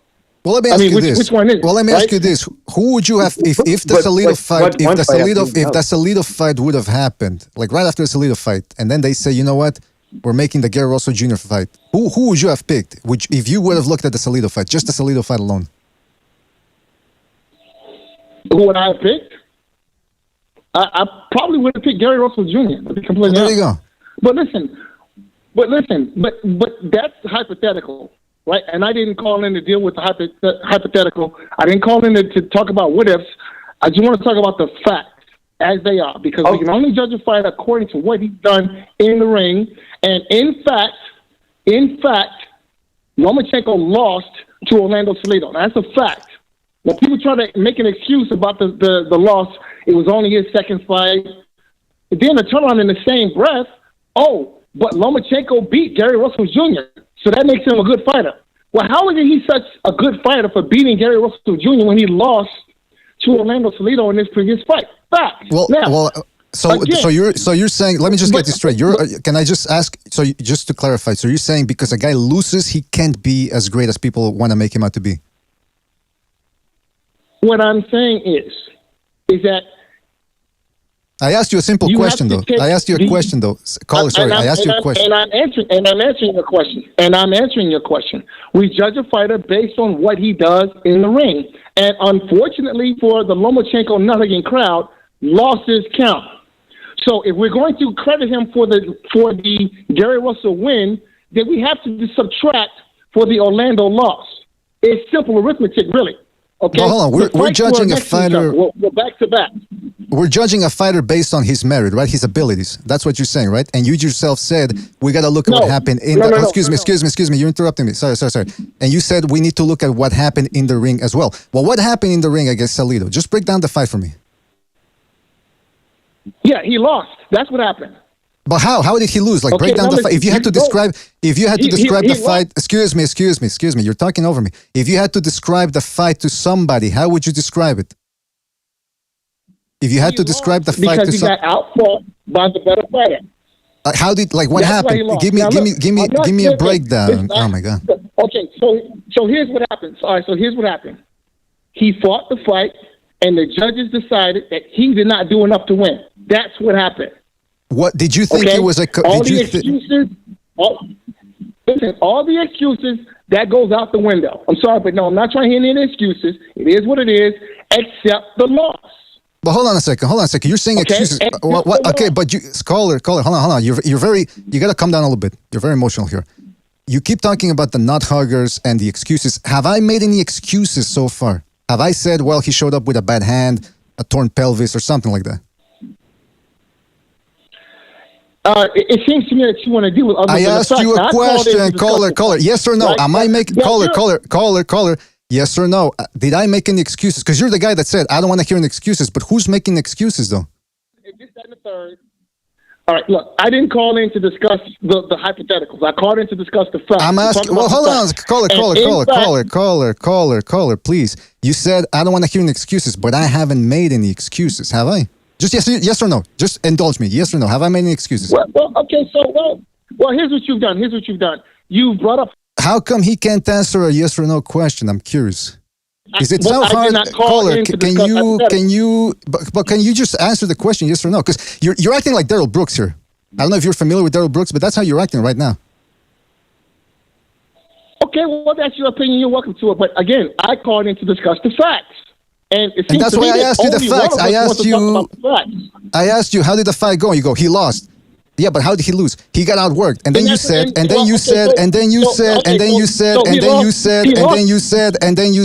I don't want to hear any excuses. Then I asked you, well, what excuses? And then you go, Again, I call in to talk about the facts. Again, you're going in circles, my friend. That's why I'm asking you. I'm not doing this to be a jackass or anything. I'm asking you simple yes or no questions so we can get somewhere, but you're refusing to answer my yes or no questions.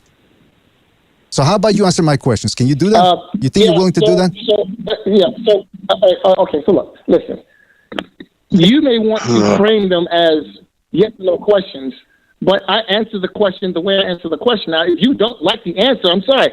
Nothing I can do about that. Mr. BDA, let me talk some facts with the gentleman. No, hold on. No, but Jimmy, you're not going to get into anywhere with this guy because he's refusing to answer yes or no question. He says, listen to what he said. He said, I'm going to answer them the way I want to answer them, which means I'm not going to answer them. That's essentially what he's telling me. He's caller. You gotta rewind the conversation, and you're gonna realize.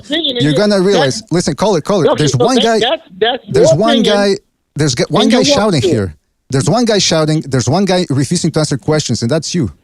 I don't know if you've noticed that. Well, that's your opinion. You're welcome to it. It's not my opinion. Well, now, listen, caller. That's not my opinion.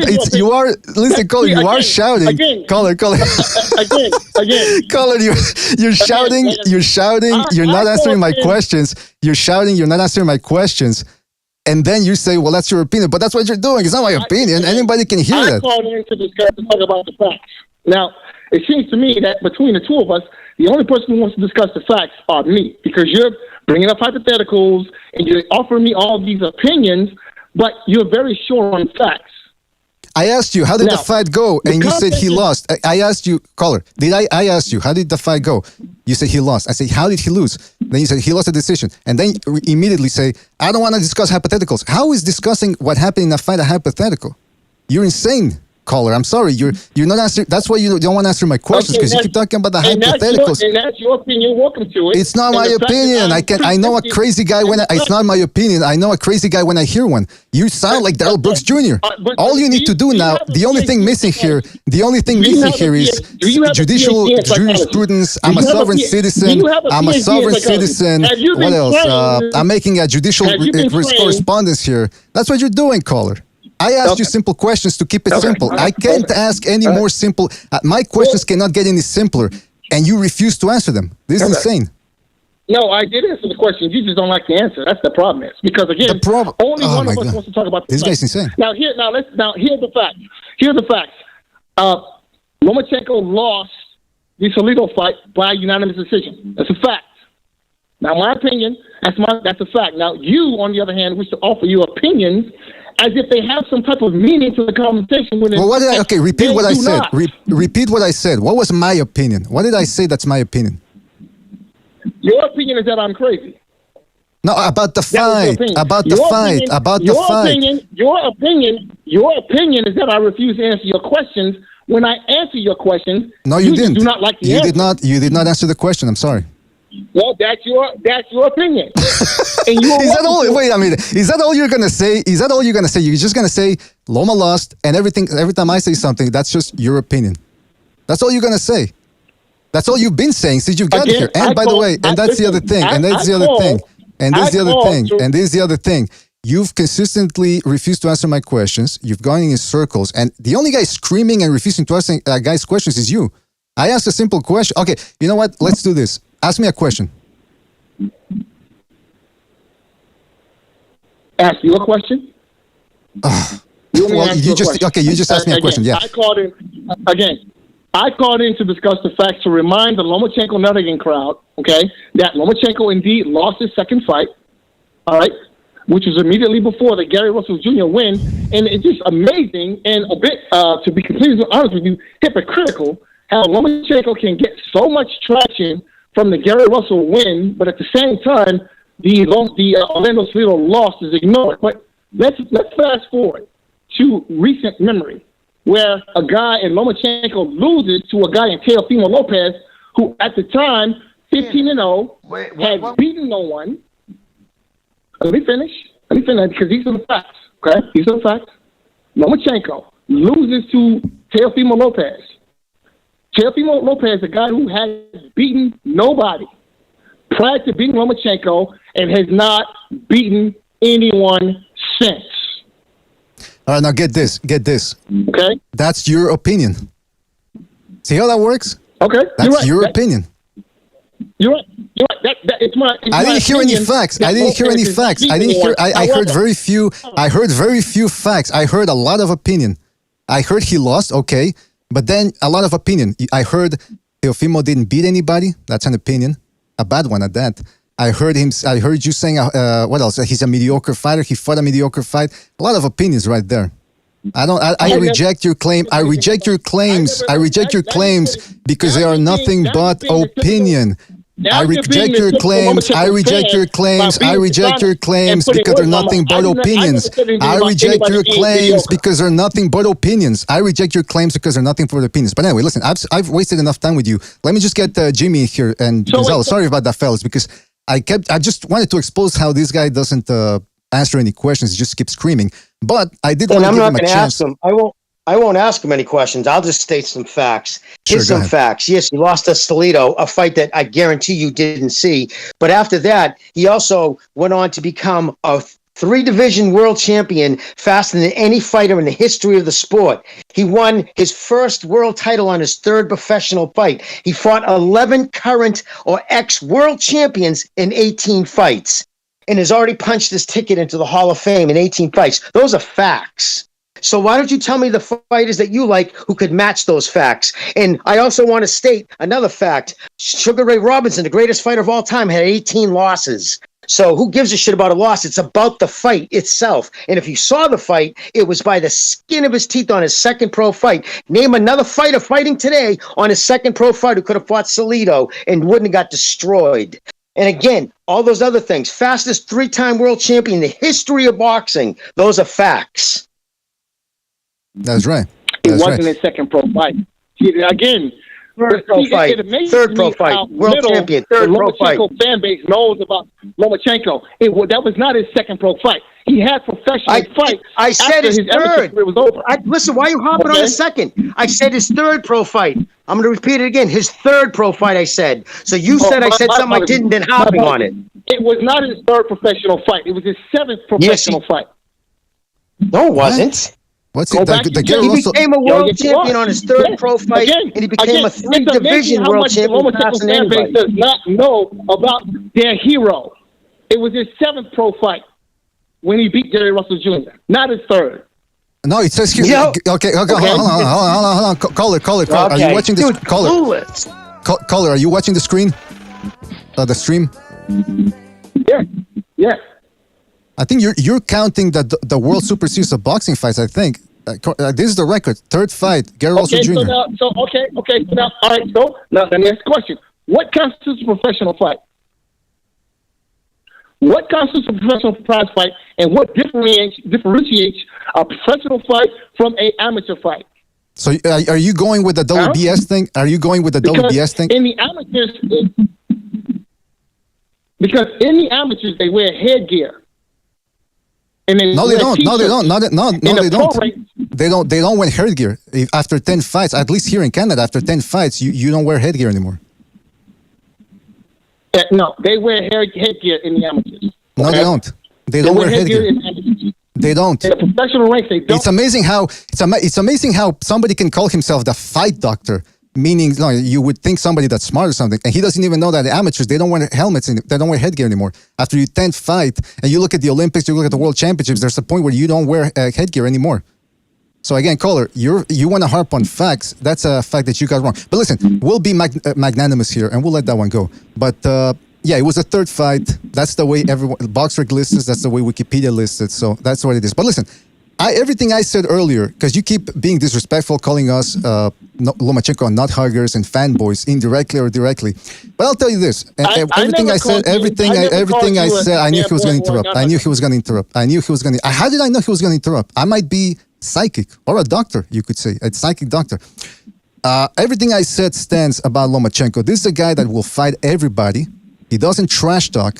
I think you're the type of guy that likes to trash talk. Again, I'm just making an assumption here because the way you call in here and refuse to answer questions, interrupt, you're the only guy screaming here, calling everybody. I think you enjoy the guys that go in there and trash talk. Lomachenko goes in there, fights everybody, or as many people as he can fight, obviously, because always I'm exaggerating everybody. He does it in an entertaining fashion. He doesn't trash talk. You don't see him barking on Twitter. I don't understand why people dislike him so much. And if somebody wants to overhype him, hey, listen, if somebody deserves to be overhyped a little bit, might be Lomachenko, because he's doing things that very few other fighters out there are doing. One of his friends, Alexander Usyk, is a guy that does that. But anyway, listen, caller, we already wasted enough time here with you because I already know you're going to go in circles. So thank you for your call. All right, I'll leave you. I'll give you the. Listen, hold on. Fight doctor. Don't leave me with a question because then we're going to go back and forth. Give me your final statement because we got to move on to our phone calls. All right, man. I'll give you the last word. Okay, my final statement is this. All right. Why did he vacate his WBC world title at 135 and accept the franchise belt? It's funny how you talk about all this other stuff, but you never address the point at hand. The real important question is why? Why did Lomachenko accept the French fries belt at 135 pounds? Why? So, because he Hold on a second. No. Hold on a second. We addressed that, caller. The fact that you even have to ask that question again just shows that, again, we're going to call you Dr. Circle. So that's all you do. You go in circles. But anyway, listen, thank you for your call. Thank you for your final statement. And we'll catch you on the next one, man. Call back again, though, because it was entertaining. All right. Take it easy, man. All right. Sorry about that, Jimmy, because we don't. He didn't hear No, I understand. He didn't hear your explanation the first time. I mean, we talked about it for half an hour. I think he heard, but he just the way he was talking from the beginning. I asked him a simple question. I'm gonna answer the way I want to answer. It's like, all right, Daryl Brooks, go drive through a parade. No. While you're at it. Go drive through a Christmas parade. It was like Daryl Brooks. He was exactly yelled over that, you every time, and it was all about the facts. The fact is, world champion's third fight, became a 3-division world champion faster than anybody. He doesn't fuck around, and it's about the fights. And I would bet my life he didn't even see the Ciolito fight. Has no idea about anything that happened in that fight. But you know what I mean about the but. Oh no, Mr. All right, BDA, don't. We gotta get to other phone calls. And by the way, we did that whole video, Mr. BDA. I know. Right? But he's not gonna. Jimmy, you're wasting our time here. He's not gonna watch it. By the way, look at this. Amateurs wear headgear. Look at that. That's Shakur Stevenson against Robeisio Ramirez. I think only the little kids. Hey, ¿qué onda, man? ¿Qué onda? All right, hold on a second. We got to get to our phone calls here. Sorry about that, fellas, but this was entertaining. I had to spend some time on this one. 805, you're on the air. 805, what's on your mind? Sí, puedo dar un pizza mediano y luego con jalapeño y pepperoni. Órale, ¿qué más?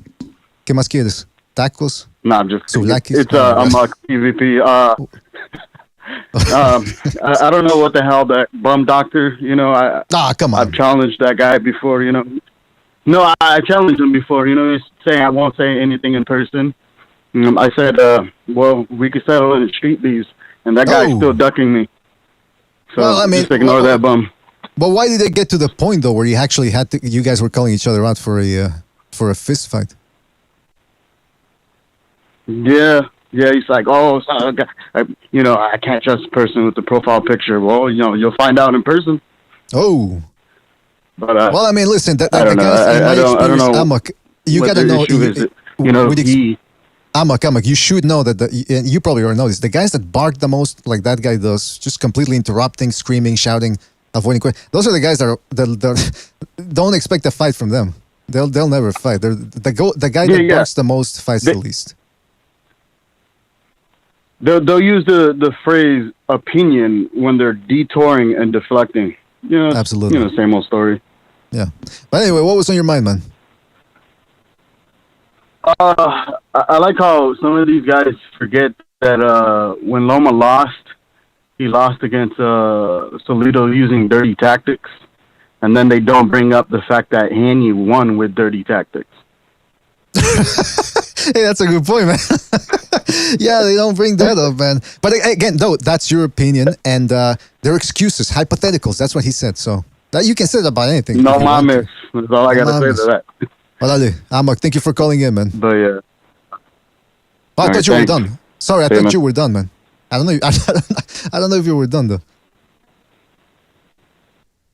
All right, he was done. All right, let's go to 347 here. 347, you're on the air. 347, what's on your mind? Hello, can you hear me? Yes, indeed. Hey, BDA, it's the Clubinator, man. How's it going? Oh, jeez, Luis. Jimmy? The Clubinator, yeah, we can hear you, man. It sounds like you're on speakerphone, though, so I'm having a bit of a hard time hearing you. Give me 1 second. Let me fix that for you real quick. All right, the Clubinator's gonna just How is this? How is this? Very Clubinator-like. Go ahead, better? Colin. Absolutely, man. Yes. This is okay. Perfect. Shout out to BDA. Shout out to Jimmy. Shout out to the panel. Look, I wanted to respond to this caller before because he brings up these points. He says, "How can Loma be so good for beating Russell when he lost to Salido? I mean, how can Ali be so good for beating Foreman when he lost to Frazier and Norton and Leo Spinks? How can Sugar Ray Leonard be so good for beating Hagler when he lost to Duran? How can Pacquiao be so good when he lost to Mayweather?" It's very easy to throw these things out there and ignore all the other accomplishments and just focus on the he lost. That he sucks. He's garbage now. Great. It's ridiculous. That's your opinion, though. So That's your opinion, though.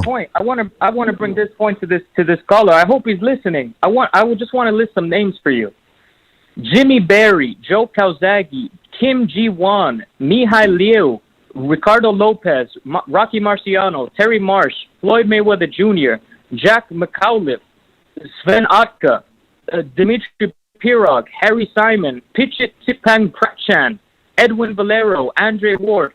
These are the only 15 male boxing champions in history to ever retire undefeated. And I guarantee you, they are not your top 15 boxers of all time. They don't even scratch your top 100. That's how much they suck. So the O means nothing. The undefeated means nothing. If it does mean so much to you, rank these guys in your top 15 of all time then. Where's Shripit Prachapang from Thailand? So these guys, they don't care about the O. They don't care about Clubinator. You know how I can just disprove everything you just said and move on? That's your opinion. I came here to talk facts. No, that's your opinion. That's all I'm going to say from that one. Every time I get into it with someone. You ask him what he means. You ask him what he means, and his answer is all what Wakanda told me. Wakanda told me to say this. That's the reason. No, I can't. Look, forget Wakanda. Forget Wilder's new music video. Forget all this stupid thing. You know what I'm saying? Forget race. Look at boxing. Look at the skills. Lomachenko is one of the most skilled fighters on the planet. Right. He doesn't need to duck below the waist and hug every 10 seconds like Haney does to win fights. So, I mean, the proof is in the pudding. Jimmy agrees with me. Jimmy knows what I'm saying. Jimmy, I respect you a lot, Jimmy. You know what I'm saying? Nothing but love for you and BDA, Bucho, everybody, Gonzalo, everybody in the brother. Steve Kim, really shout out to Steve Kim. Everybody. All right, take it easy, Clubinator. Don't you cover made great your phone, points, bro. Take it easy, you guys. I'll call back soon. Take care, guys. You too, man. Take it easy.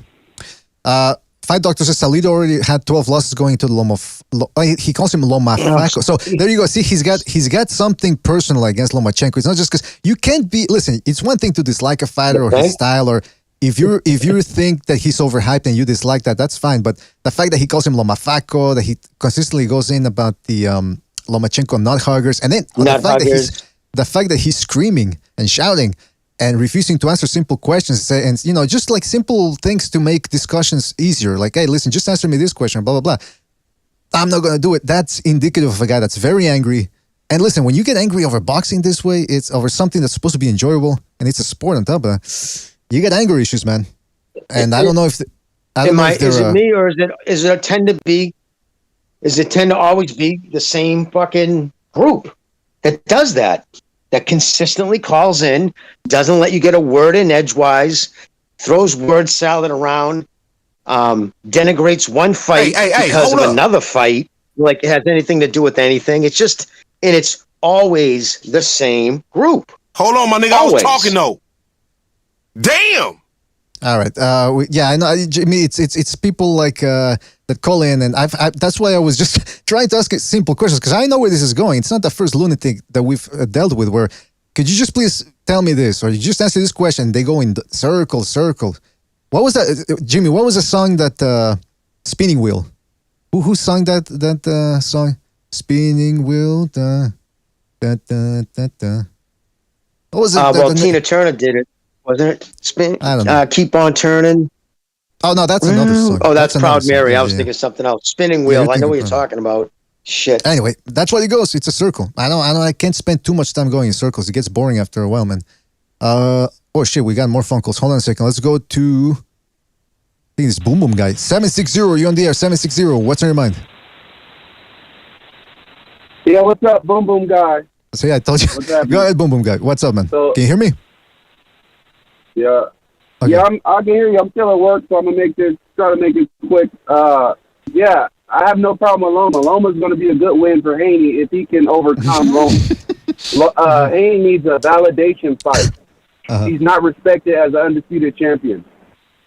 So what I would say, what I had against Loma, and Loma's a good fighter, but I argue with his fanboys that 400 amateur fights don't make you a professional that's going to take over your division. So we know he has 2 losses. I'm just relating to that 400 amateur fights doesn't make you the best in the pros. So what I would say, if Devin Haney followed, can you hear me? Yes, I agree. All right, let me say this. If Devin Haney followed Lomachenko's route, he would still be in the amateurs for another 2 years instead of being the youngest undisputed champion in history or the four-belt era. But Boom Boom, why didn't he stay in the amateurs? Oh, because he lost. He got beat consistently at the top level. Go ahead. Well, he didn't stay in the amateurs because he lost. Okay, yeah, he couldn't make it to the Olympics. I just throw that out when they. Yeah, it's breaking up. I can't hear the reason why. Real quick. The reason why Lomachenko stayed in the amateurs. I'm having a wicked delay. Sorry. Yeah, me too. I'm sorry. It's a connection. It's a connection. Listen, just to clarify, you can make it out of the amateurs and hightail it to a championship fight in less than 10 bouts if you are exceptionally good. Look, amateurs that turn pro at a late age and they never went anywhere. I think Lawrence Claby was quite old when he became.